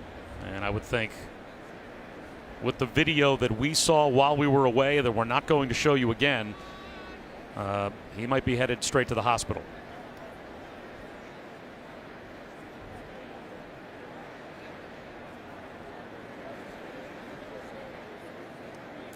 And that is a concerned head coach, Chris Kleiman, as he's keeping an eye on Eric Gallen. And at some point after they are able to get Gallen off on the cart, Chris Kleiman then has to go back over to his football team and take them from this back to the intensity of a game where they're trying to pull off a major upset. Yeah, and that's leadership will come into play. You know, it's a difficult situation as a head coach, because you have to be vulnerable to the moment, right? Vulnerable to one of your players getting hurt, and at the same time try and reset your football team and its players' mindset. But they have seen 5 seniors across their offensive line. That's who will be turned to. They have a junior quarterback that has started a ton of football games. They have a couple senior receivers, senior tailback. They've got leadership to handle this.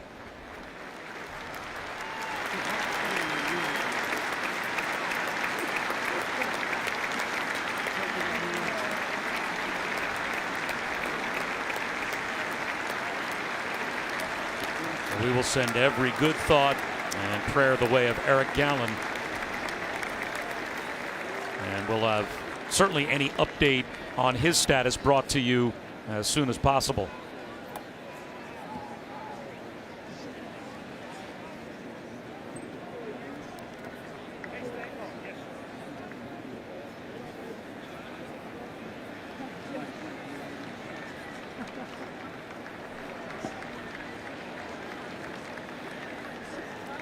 And I'm not sure if you could see a moment ago as Gallen is loaded onto the cart, one of, after he was on the cart, first to go over and try and pat him on the chest and wish him well was Lincoln Riley.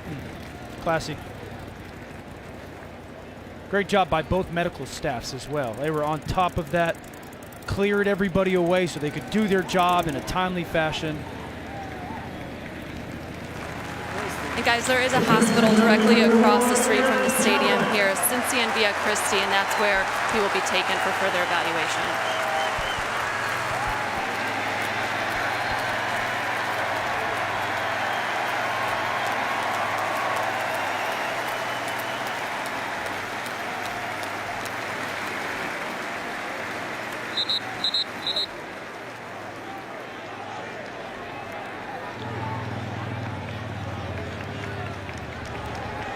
So is the senior and the transfer from Virginia. Heads to the hospital. His teammates have to go back to work. And what an opportunity they have off the fumble recovery on the kickoff return. Trying to extend an 11-point lead. Trying to get outside is Gilbert. Gets down the sideline. Close to a first down. It looks like he has a first down to the 15-yard line. Run out by Justin Broyles. The perimeter run game for Kansas State is the story of the football game right now. They came in here a pounded offense. Let's run in between the tackles. They saw something on tape that they wanted to take advantage of, and it is getting the ball outside. They've done an outstanding job of cutting, and they're lined up in the same formation. Look at this formation. You got your quarterback with almost a triangle formation with the backs. Play action off of it. Thompson under pressure, and he's going to go down. So the play action didn't fool the front for Oklahoma. They couldn't hold up, and LaRon Stokes, he got through, a loss of 7.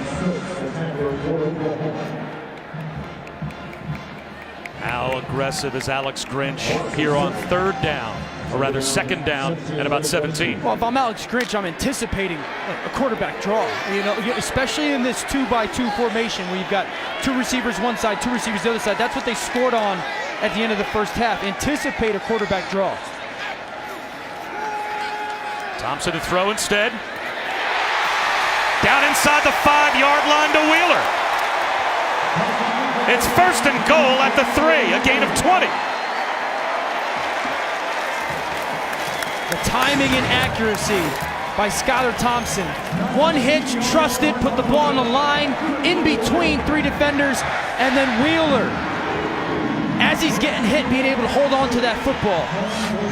Skylar Thompson has thrown the ball into some tight windows in this game. It's because the timing and anticipation that he's had, though.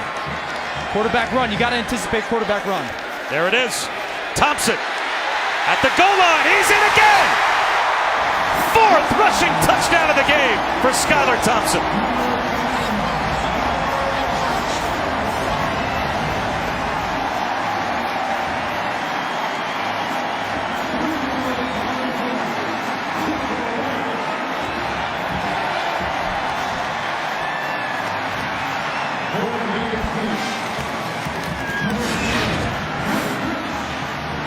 Beautiful job by Thompson, seeing the safety fold in. He bounces out and uses that speed.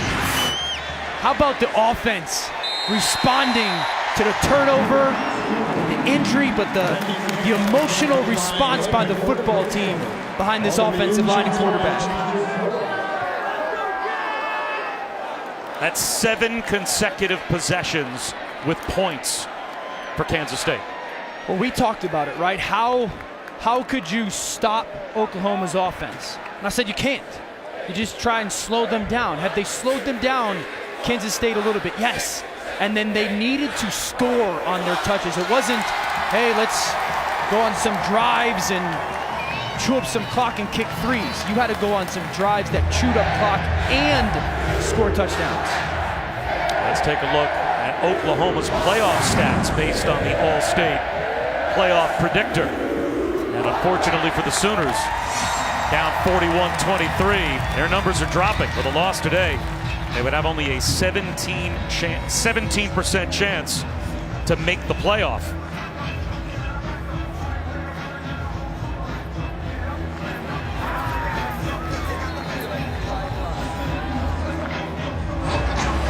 Guys, this Kansas State offense is doing exactly what their coaches have been challenging them to, and that's to be the aggressor. Each unit was told that. The running backs were told to keep going right at them. You cannot play soft. You have to be aggressive. For the receivers, you've got to be the more physical group. And the O-line, keep hitting them. Take the fight to them. The last message, 3 isn't good enough. You've got to score touchdowns. And that's what they're doing. And they just tried a short kickoff again that was taken by Pledger. So good field position for Oklahoma. Another chance for us to check in with Kevin Nagandi.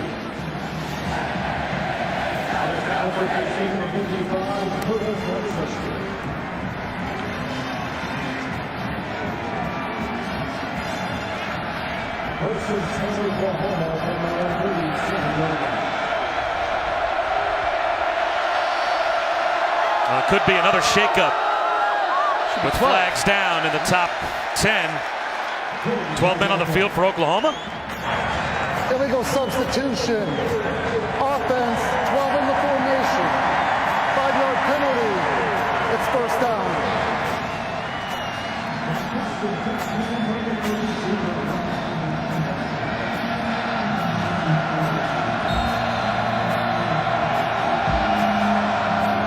First and 15. CeeDee Lamb breaks a tackle, being strung out, nowhere to go, takes a loss.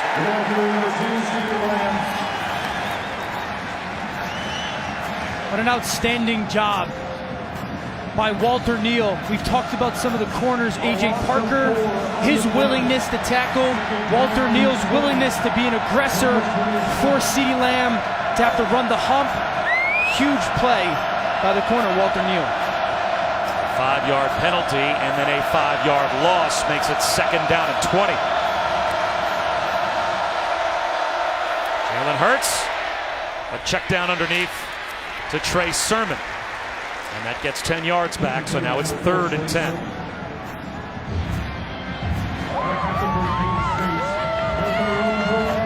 You've got to anticipate if you're Oklahoma that Kansas State is going to play some coverage, a cover 2 that they love. 2 options. You put someone running down the middle of the field, just like before the half. If they don't cover it, you throw it to the back shoulder or the helmet of the defender, or someone down the sideline to see if that safety collapses over the top. Hurts under pressure, avoids a sack, tries to stay on his feet. He's going to get stood up near the line of scrimmage. Picked up a couple of yards, but it'll be 4th down and 9.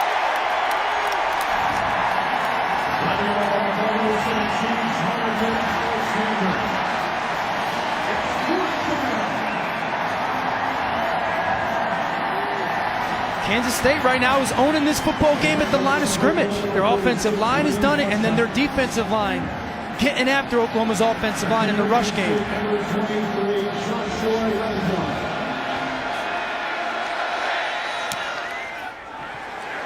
Youngblood with an immediate fair catch. Inside his own 30-yard line, a 36-yard punt for Munchausen. Well, today we'll have a college football doubleheader for you on the ACC network and on the ESPN app. Virginia, leaders in the Coastal, take on 4-3 Louisville at 3:30 Eastern, and then number 4 Clemson in Death Valley later on tonight against Boston College. That's our ACC network primetime matchup presented by Geico.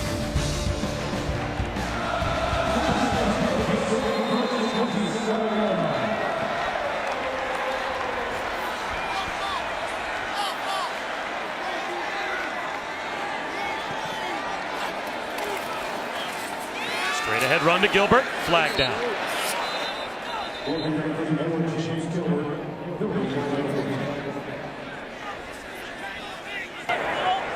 Personal foul, chop block. Offense, number 87 and number 36 will be penalized half the distance to the goal. Replay, first down. David Agwebu, the freshman linebacker for Oklahoma, was engaged and then cut by Nick Lenners. That's a huge call. That could short-circuit this drive altogether for Kansas State. And they need Oklahoma something to turn things around defensively. Well, they've been so good on first down. And to your point, Bob, now 1st and 25, obviously an incredibly different experience than 1st and 10. But it's a dangerous position for this Oklahoma defense because at some point, you're going to have to start taking some gambles. And if Kansas State calculates right, they can hurt you. Nowhere to go as Kenneth Murray was all over Gilbert. No gain on first down. The leaders of this Oklahoma defense starting to get pretty vocal when they were on the sideline. Neville Gallimore telling us, guys, you got to dig deep. We pride ourselves on how we deal with adversity. This is it. How do we respond? And a lot of talk, guys, about coming up with a takeaway. Remember, 3 games prior to this, they have not had a takeaway. So they know they need a big play, potentially a turnover, to try and turn things around. And they haven't had tackles for loss today either. I mean, 2 things that they pride themselves on have not happened for this defense today. Dalton Schoen out of bounds at the 23-yard line, forced out by Jaden Davis, picked up 9. 2.5 minutes to go in the 3rd quarter. But a 3-possession game. Lincoln Riley, his offense needs the ball back, and they need multiple possessions. So these kinds of stops are the ones you have to have. Yeah, and it's big here for Kansas State to anticipate what Oklahoma's going to do defensively. I think Oklahoma's going to line up with 1 safety in the middle of the field, pressure the quarterback, and play man-to-man. Look for 83, Dalton Schoen. He's in the slot right here. You love that matchup. He's having a big opportunity afternoon right now. Only a 3-man rush. Down the sideline, making a stumbling catch is Jordan Brown. And that is good for a first down, another 3rd and long conversion for Kansas State. They play cover 2. Skylar Thompson sees the corner. No hesitation, the corner drives the out. That leaves that honey hole shot down the sideline. Beautiful throw to the running back. A lot of times when you put a running back out there, corners won't pay attention to him. They put the running back out there. Davis was extra aggressive to the slot. Beautiful throw.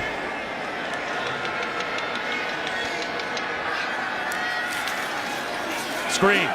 Joshua Youngblood hurdles for 6. Keeps the clock rolling with 1:15 to go in the 3rd quarter. Remember, 2 ways that you can try and stop the run. Numbers. We've seen Kansas State take advantage of that with some bubbles, or pressure. You blitz. That's exactly what Oklahoma did, and Kansas State anticipated it and told Skylar Thompson, if he blitzes, you throw that bubble.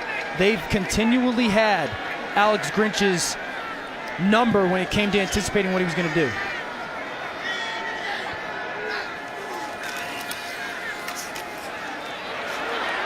Trying to drag his way for yardage is Gilbert, brought down at the line of scrimmage. And they will have to run one more play before the end of the quarter.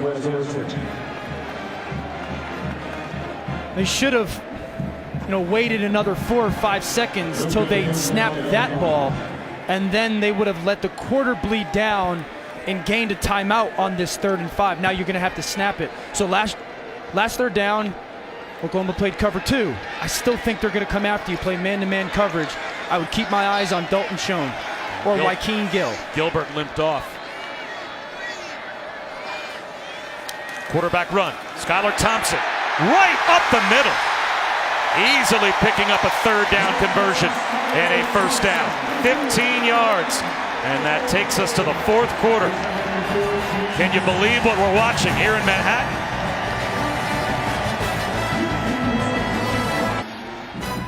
Kansas State leads Oklahoma 41-23 as we start the 4th and continue Dr. Pepper's championship drive game of the week. And what was supposed to be, at least according to the odds makers, a continuation of the drive maybe towards the college football playoff for Oklahoma. Kansas State has had a lot to say about that. Up the middle, Jordan Brown inside the 30-yard line. Picks up 5 as we take a look at today's Pacific Life game summary. And what a day Skylar Thompson has had in comparison with Jalen Hurts. The biggest thing that Skylar Thompson has done is when they've needed him, he's shown up. He's used his legs in huge moments, especially down the red zone, 3 touchdown runs. But throwing the football as well, when they've called passes and he's had to hit them with accuracy and timing and anticipation, he's done it.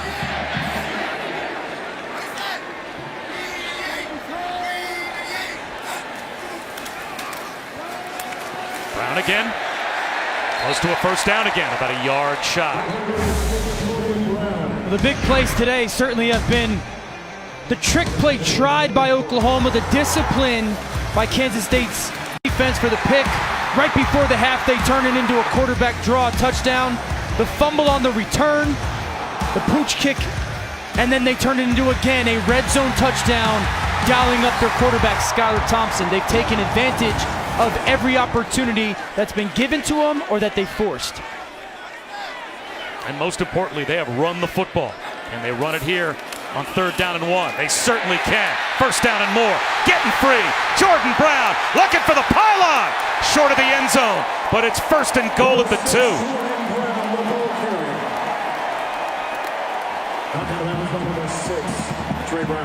They are just running power at Oklahoma.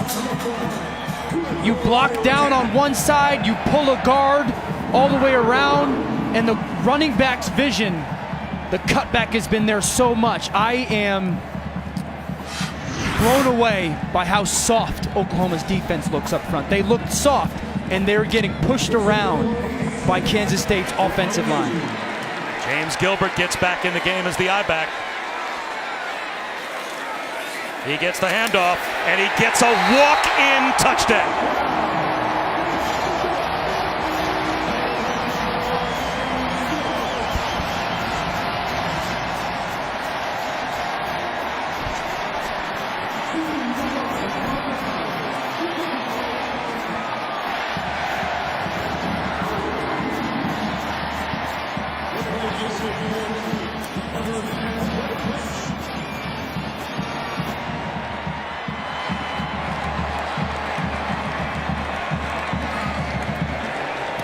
I can't believe I'm about to say this, but Kansas State is rolling Oklahoma here in Manhattan.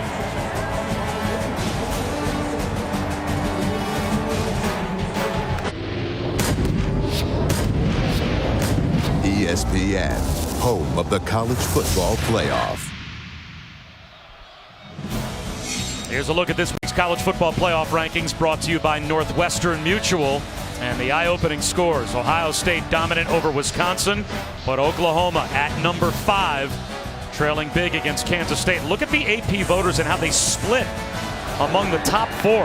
A fair number of first-place votes for all 4 teams in the top 4 as Pledger tries to bring one back and gets out to the 31-yard line. Back to Kevin Nagandi.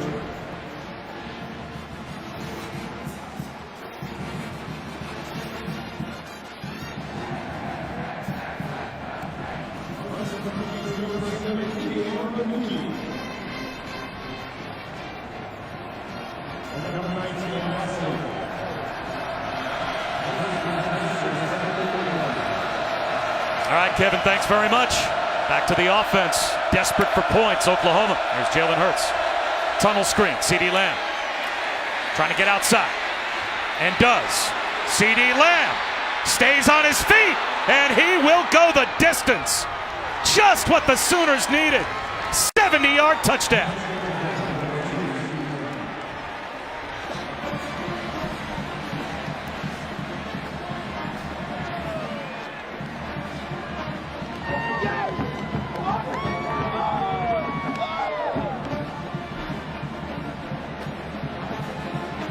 Any surprise here that Oklahoma's not going to go for 2? They're going to kick a point to cut the lead to 18. I guess they feel like they don't need to go for 2 yet. It's Burkich.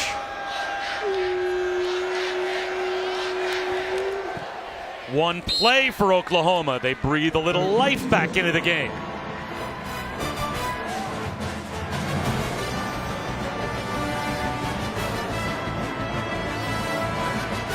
College football on ABC is presented by TrackPhone, the new TrackPhone wireless. Now you're in control.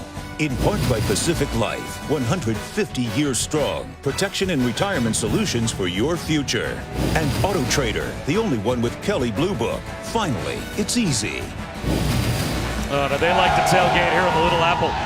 We had our cameras out shortly after 6 a.m. this morning, and it didn't take long to find some K-State tailgaters. They were partying all the way up for the 11 a.m. kickoff.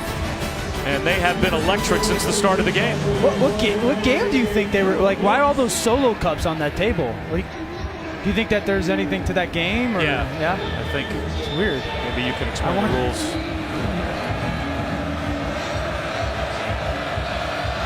This next possession for Kansas State may be what determines whether or not we have a football game.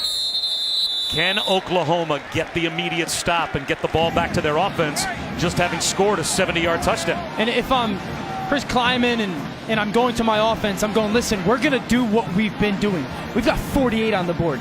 They have not stopped us. So you got to make sure their mindset is to stay aggressive. It's not, uh-oh, they just scored, we've got to protect the football. Let's go stay aggressive.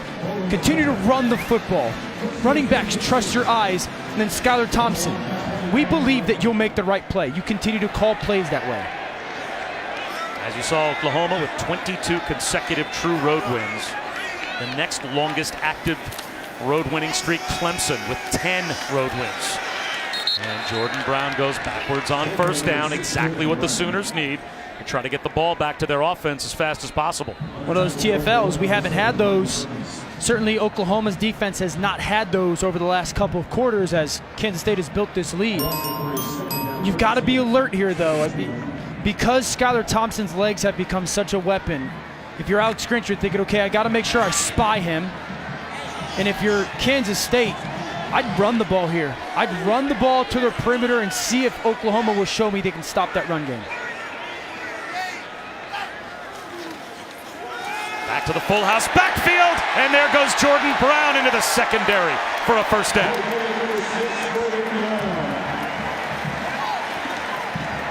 He picks up 13. Love the play call. Out of that formation, you had run to the perimeter so much. You send one back one way, Oklahoma pays attention to it, and Jordan Brown, the thing he's done the best today is what he's seen, he's trusted. Running backs run with their eyes. When you see a hole, you put your foot in the ground and get downhill.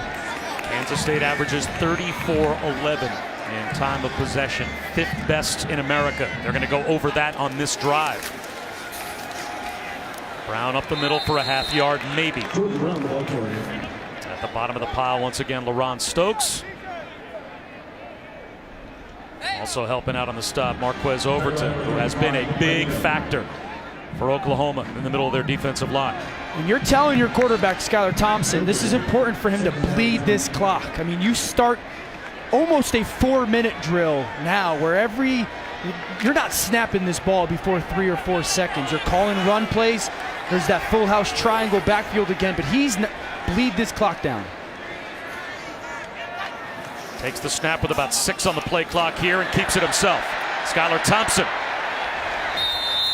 A yard and a half shy of the first down. Now they'll mark him down at the 42.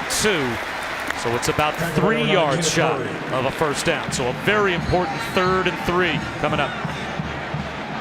7-yard gain for down 3 from the 42. And if you're Alex Grinch as a defensive coordinator, your hands are tied almost in this moment. You have to play man coverage and you have to pressure the quarterback. Now the big thing is making sure you tell blitzers, eyes on. You're not just blitzing blind. You got to keep eyes on the quarterback. Seems tailor-made for play action. Yeah. If you went that route. Nope, it's a handoff and a nice jump cut by Harry Trotter, but he's a half yard shy.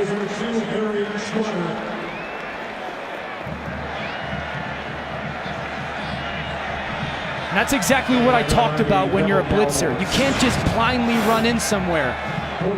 Watch off the right side of our screen.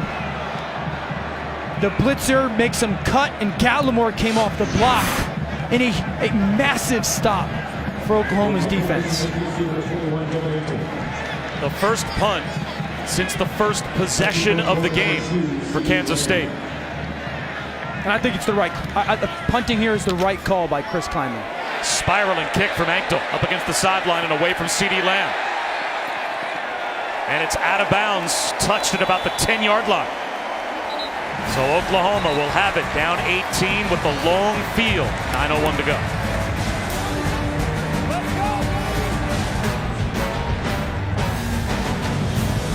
Manhattan, the story for Kansas State is its offensive line, starting with their center, Adam Holtorf. Look at the awesome job of anticipating an angle, getting on the outside of the defender, forcing that defender to go underneath, and then the collapse by the offensive line from one side. It gives Jordan Brown, the tailback, the ability to cut back, and a coach going, hey man, great drive, fellas. We're gonna need one more. We're gonna put this game on your back. Jalen Hurts with a cutback. And something interesting you said earlier.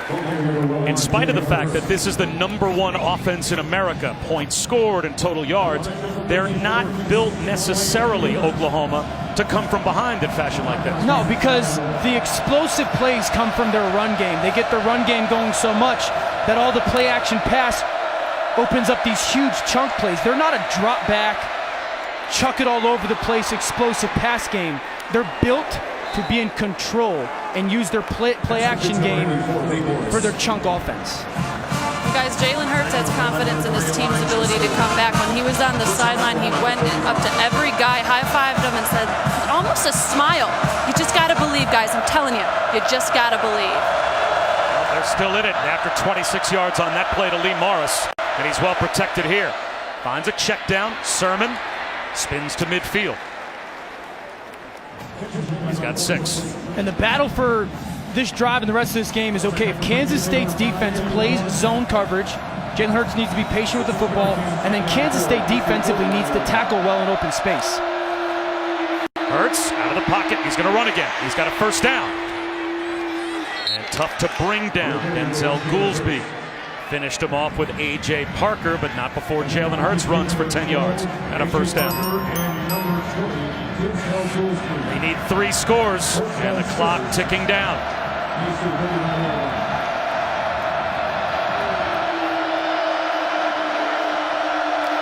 Kansas State brings pressure. Hurts throws behind it to CeeDee Lamb. That's good for 11, and another Oklahoma first down. Nice job by Jalen Hurts. Kansas State decides to gamble. We're going to pressure him, and instead of trying to hold the ball and make something happen, kicks it out to CeeDee Lamb. Hurts fires one high up the seam, incomplete. He had Morris running right along the hash marks and just airmailed it.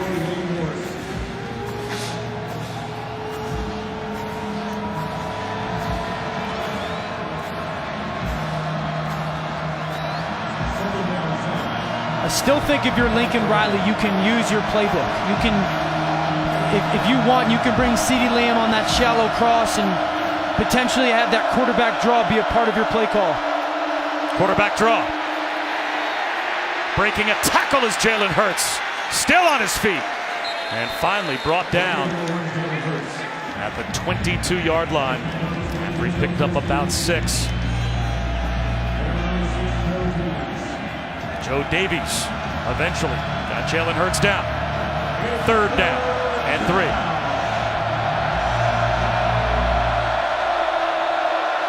CeeDee Lamb right there. Pay attention to him if they bring him in motion. Hurts over the middle. That's a first down catch inside the 10-yard line. Charleston Rambo shows up for the first time in a while. It's 1st and goal at the 9. 6:23 to go. Good job moving the pocket, and Rambo wrapping right behind those linebackers, and patience by Hurts. Quarterback draw. Hurts at the 5 to the goal line. Is he short? He is. It'll be 2nd down and goal inside the 1, and this is costing Oklahoma time. They have to get in the end zone as quickly as possible. They should just get up to the line of scrimmage. You see Hurts there. They should get up to the line of scrimmage and quick quarterback sneak this. He may have been in. Instead, it is a quarterback sneak. Hurts pushes the pile, and that looks like it gets him across the goal line. No signal as of yet from the officials. There's the touchdown call. And the Sooners back-to-back touchdowns. 5:36 to go, and it's not over yet.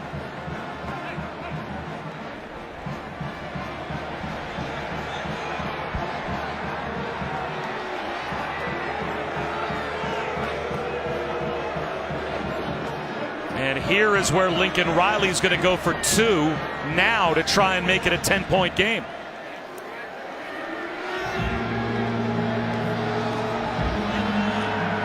Guess he feels like his team is rolling, and now's the time to try for 2. Let's keep our eyes on this bunch set right here. Kansas State's going to play zone. Hurts looking to throw back in the end zone. Fires a bullet back in the end zone to C.D. Lamb, and he's got it. 5:36 remaining, and it's 48-38. Will we have a wild finish? We're about to find out.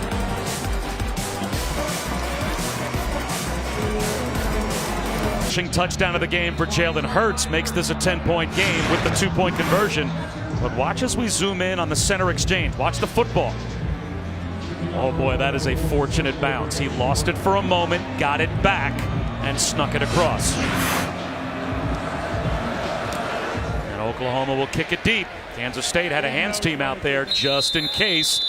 So it will come out to the 25-yard line after we check in again with Kevin.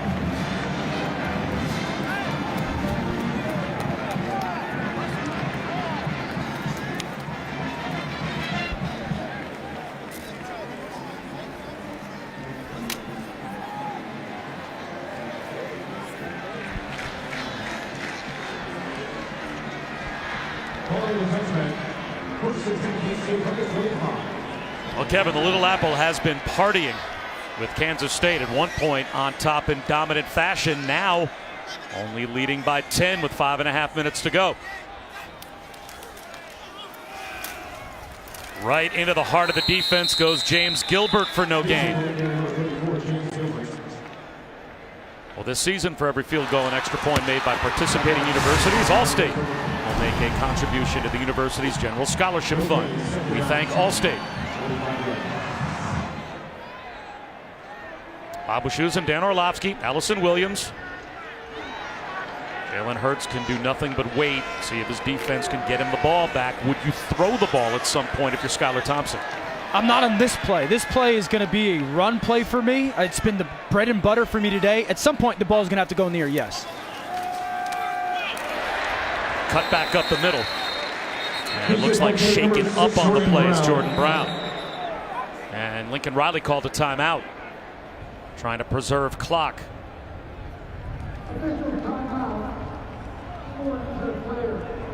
And now the officials are going to call timeout for the injured player, so I think they signaled that before Lincoln Riley had to call timeout. So Jordan Brown limps off.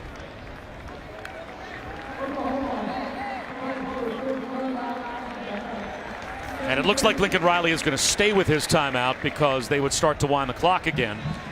And so now 3rd down and 7. And Dan, to me, this is where a play call gets interesting for a team that you know is just trying to hang on and make a first down. If you run the football here, you'd force Lincoln Riley maybe to call another timeout.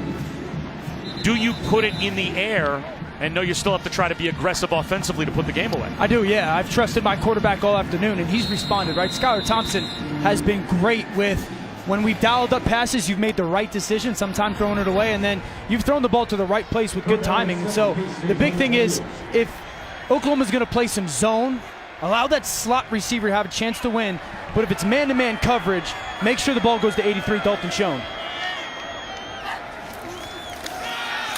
Thompson with a pump fake, out of the pocket. And throws it across his body, and it's tipped and almost intercepted. Trey Brown had a chance at a very risky throw. Oklahoma gets the stop, 4:42 to go, and they're about to get the ball back again. Skylar Thompson living right, because that is the last thing that you do in that moment. Truthfully, what you want to do in that moment when you break the pocket as a quarterback and you realize nothing is there, fall.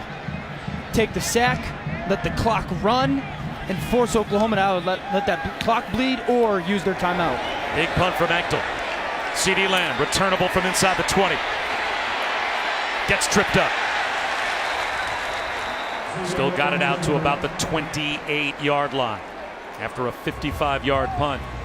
Well, Notre Dame takes on Jim Harbaugh, number 19 Michigan, at the Big House, 7:30 Eastern on ABC and the ESPN app. It's Saturday Night Football, presented by Bass Pro Shops and Cabela's Notre Dame looking for their first win in Ann Arbor since 2005. It's a big one tonight at the Big House.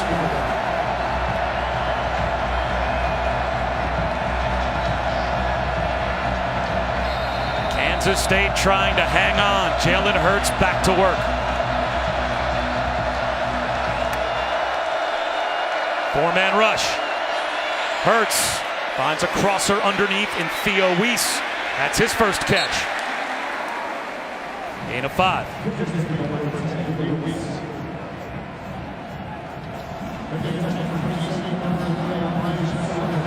If you're Kansas State right now, you can't sit back and play any more soft zone. Jalen Hurts is eating it up right now. You're going to have to be willing to play some single high safety man. He's under pressure here. Scrambles forward, and it looks as if he's got a first down. And at least for the moment, that will stop the clock for Oklahoma. Guys, Hurts' demeanor when he's on the sideline is unlike really any other quarterback I've seen in this kind of situation. I mean, it's like he thrives on this pressure. He's like smiling. He told his guys, you got to love this. We're about to do this. He just acts so differently with the game on the line. There's such confidence there. He's got a national championship on his resume. Dodging tacklers here, and down he goes. That time pressure came. Elijah Sullivan tripped him up near the line. 3.5 minutes to go. And a timeout called by Oklahoma. They did a great job because they played some man and allows their pass rushers to feel some energy. And then they spied him with Sullivan. Sullivan, keep your eyes on Jalen Hurts. They're going to play some man. Hubert off the edge, force Hurts to move up in the pocket, and then wait, Elijah Sullivan. Be patient. He'll come to you. And that's one of the surest tackles we've seen from Kansas State on Jalen Hurts today. And each guy we sat with yesterday, what did they say over and over again? Not only Chris Kleiman, but Scotty Hazelton, their defensive coordinator. We have been terrible at tackling through the first month and a half of our season.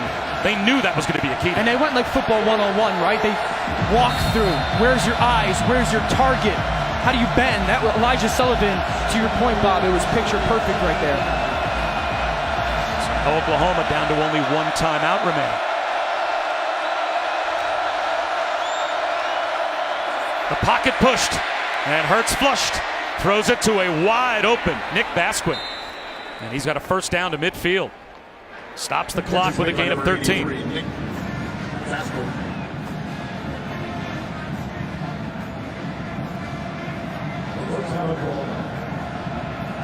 Scotty Hazelton trying to have his team exchange yardage for time. And that's that guess. You just said guess. Like, as a defensive coordinator, I still think you go, we're rushing 4. And I just want to play some man coverage or covered 3. Make them get some completions and bleed the clock a little bit. A shot over the middle. Lee Morris, the tight end. Inside the 30, down to the 29-yard line of Kansas State. A gain of 21. And again, for the moment, it stops the clock. Just under 3 minutes to go. Now it starts again. Hurts off play action. Stays in the pocket. Floats one for Lamb at the pylon. Broken up. A.J. Parker there in coverage.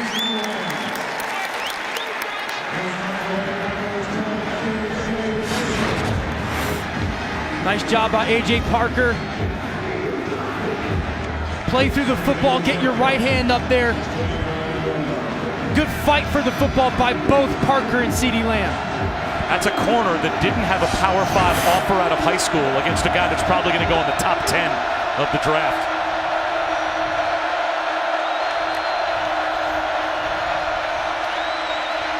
Hurts has all day to throw. He's going to float one into traffic for Lamb, and it's incomplete.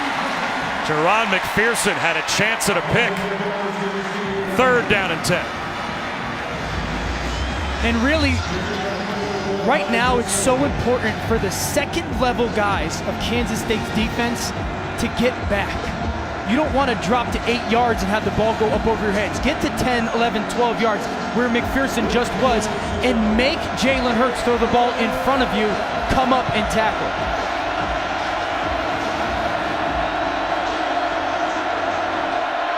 Kansas State lining up with a double A-gap pressure. 2 linebackers up there, daring the protection of Oklahoma. Here comes the blitz. Hurts out of the pocket. Finds an outlet receiver. Drake stoops. Flag down late.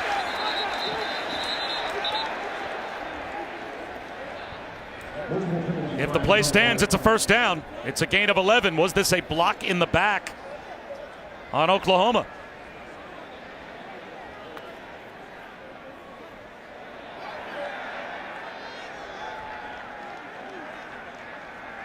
It is against OU. And Lincoln Riley tells his guys, it's okay, settle down.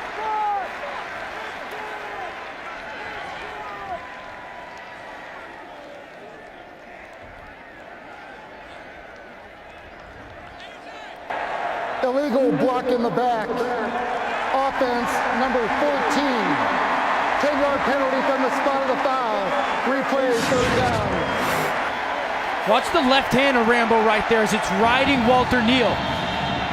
And it's listen, he may not have shoved him, but the fact that the hand is on the back as Walter Neal kind of got crossed up is what allowed that flag to get thrown. So that spot foul makes it 3rd and 15.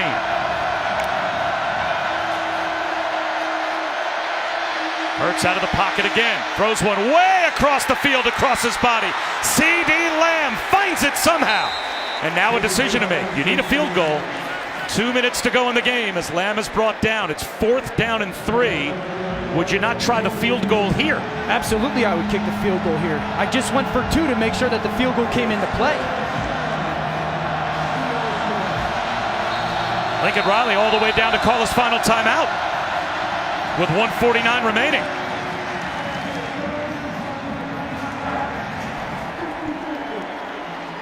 And will he now send the field goal group out? Well, SportsCenter from LA tonight after Washington State, Oregon with Stan and Neil. Astros Nationals Game 4 post-game coverage from DC. Notre Dame Michigan reactions as well. Our college football analyst Heather Dinich details how Oregon or Utah could make the college football playoff. SportsCenter after Cougars Ducks on ESPN and the ESPN app. Again, let's check in with Kevin.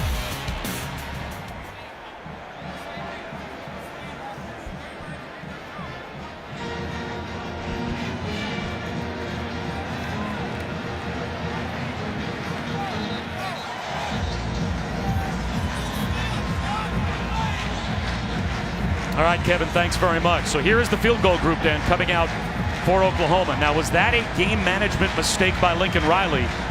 Because you could fire wagon your field goal group out there if you've got them ready and you wouldn't have had to spend that final timeout? No, listen, the timeout is the right call because the most important thing is time. That 8 seconds that you might save yourself isn't worth it. Here's a must make for Burkich from 39. He's 3 for 3 today. Gets it away clean and knocks it through. Well, it's going to come down to an onside kick. And that's why the field goal was the right decision. When you rewind 15 minutes ago, you're down 20-something points.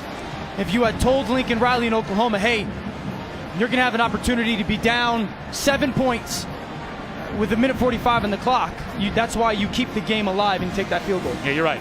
If at that point you told Lincoln Riley, we're going to give you a chance with an onside kick to maybe have a chance to tie the game on a last possession, would you take it? I'm sure he would have signed up for it right then and there. And that's why I think the timeout was the right play, because if you run your field goal unit on there and it's going to burn another 12 or so seconds, but you're also running an operation on there that it's paramount that kick goes in. So don't rush them. Take the timeout, give them the time to do their job the right way, and now it comes to your onside kick.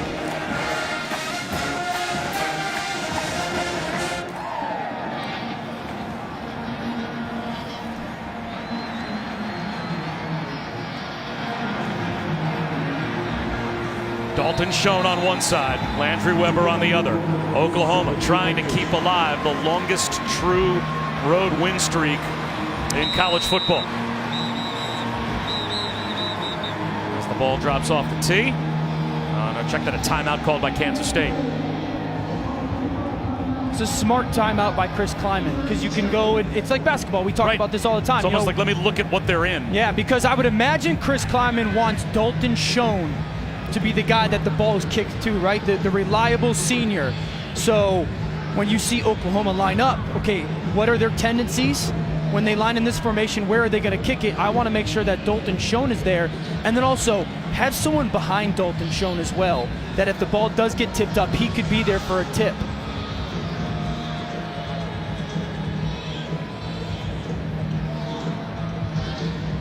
So Burkich will kick it, and Schoen will line up on the far side left.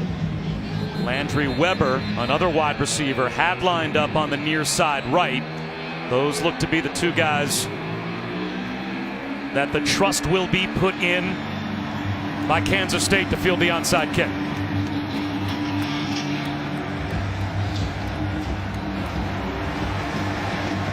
Phillip Brooks is right in the middle of the field. And that's the guy, Bob, that you run Phillip Brooks either way the ball gets kicked for a tip. Burkich. It squeezes through. Brooks after it. It's loose. Does Oklahoma have it? It looks like the Sooners have recovered.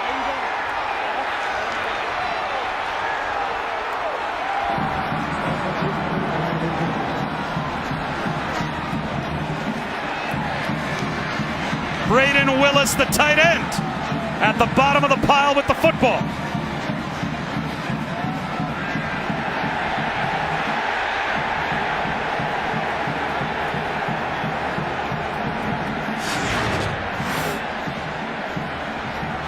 Curl kick. The question is, was the ball touched by a Sooner before it traveled 10 yards? Is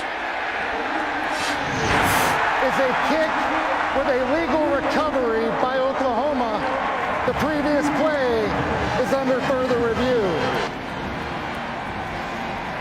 And it's so hard to tell if that's just a wild football bounce or if this touches an Oklahoma player before it goes 10 yards. Right there. I mean, that ball ricocheted so hard that it certainly hit someone. Well, if you're going to say it hit someone, it's hard to say it didn't hit an Oklahoma player. It hits the right elbow. It looks like it hits the right elbow of the Oklahoma player right at like 9.5 yards.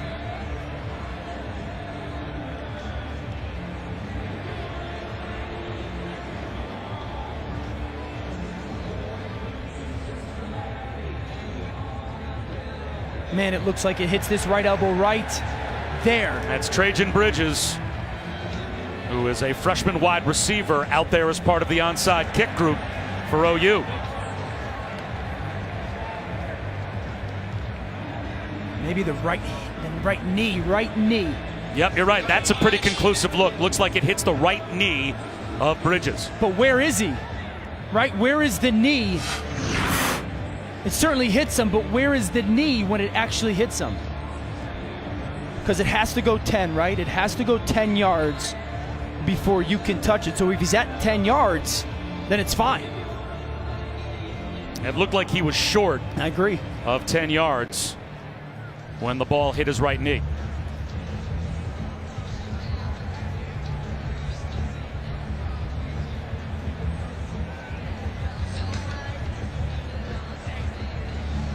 I mean, this decision has college football playoff ramifications. I mean,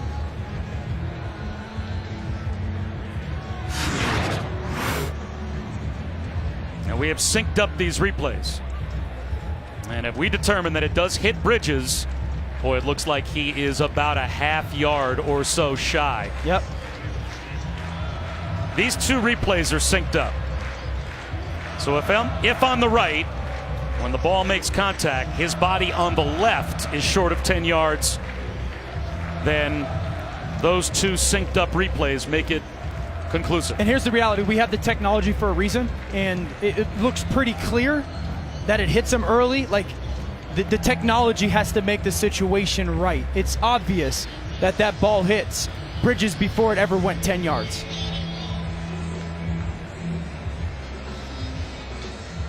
But at the same time, coaches right now, you have to be handling the situation to anticipate the call not going the way you want it, right? If you're Oklahoma, you have to anticipate as an offense, what are you going to get to?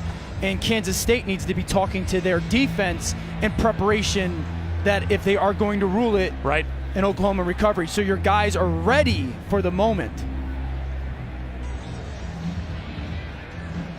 It does make it that much more important that the ruling on the field that sets the precedent that the replay must overturn is that Oklahoma recovered the ball.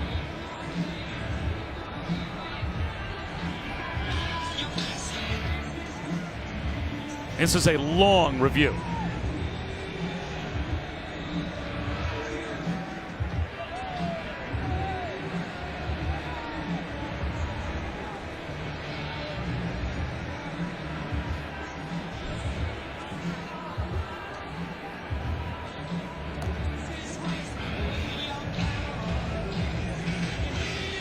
If we had to guess, this is going to be a ball touched before it went 10 yards by Trajan Bridges. I agree. A half yard makes a difference, right? I think this ball was touched early by Bridges, and it should be Kansas State football.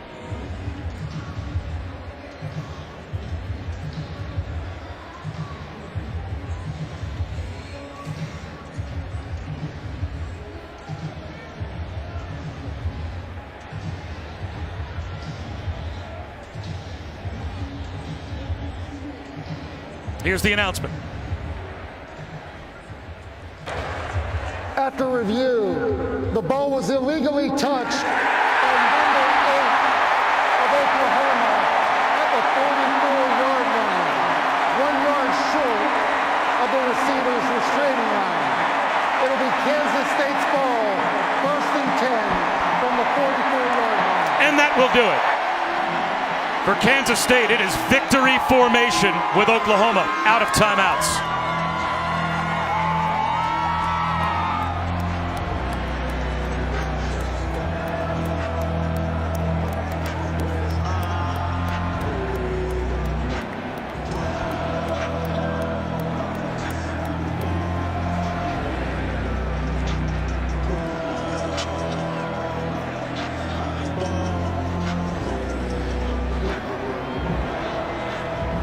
Lincoln Riley's going to get his 10 cents worth with the officials, but us syncing those replays up, I think, Dan, made it about as conclusive as you could that the ball was touched before it went 10 yards. Yeah, and I think that, listen, he hasn't had the opportunity to see the replays like we have, right? And I would be doing the same thing if I was Lincoln Riley. And I would imagine he's going to get in tomorrow or tonight. He's going to look at it and say, yeah, we were 2 feet, a foot from being able to recover that football.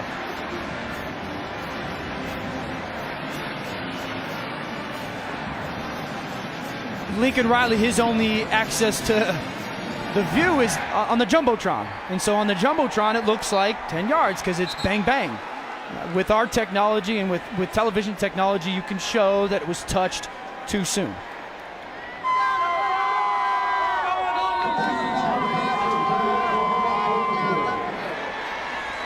The first knee taken by Thompson, and that will start to roll the clock. Now, we put up on our playoff predictor earlier, a lot still has to happen in college football. Sure. That Oklahoma would drop to 17% to make the playoff were they to lose this game today. That's because they're not dead yet. There's a lot out in front of them. They could still win their league. Yep. Well, and a lot of the teams that will now be ahead of them in the standings will play each other. There's a couple things. We came into this game after spending some time with Kansas State and reminding ourselves, and Chris Kleiman did this, they're a 4-2 football team, and they're a better football team than people might think.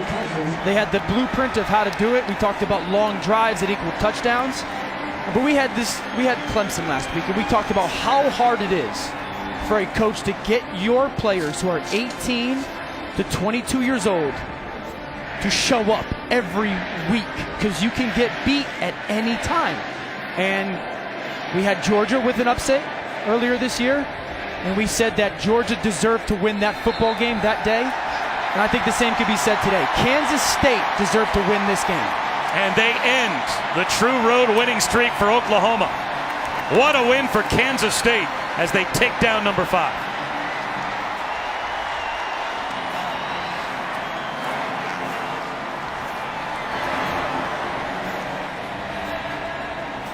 The first win against a top 5 team since 2006 for the Wildcats.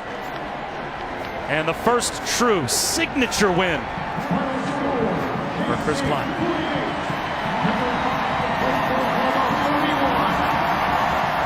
A celebration underway here in Manhattan. And it's going to be a regroup now for Lincoln Riley and the Sooners. Once again, our final score, Kansas State over Oklahoma, 48-41. What a scene as they celebrate. For Dan Orlovsky and Allison Williams, I'm Bob Wischusen. After the break, it's Penn State and Michigan State.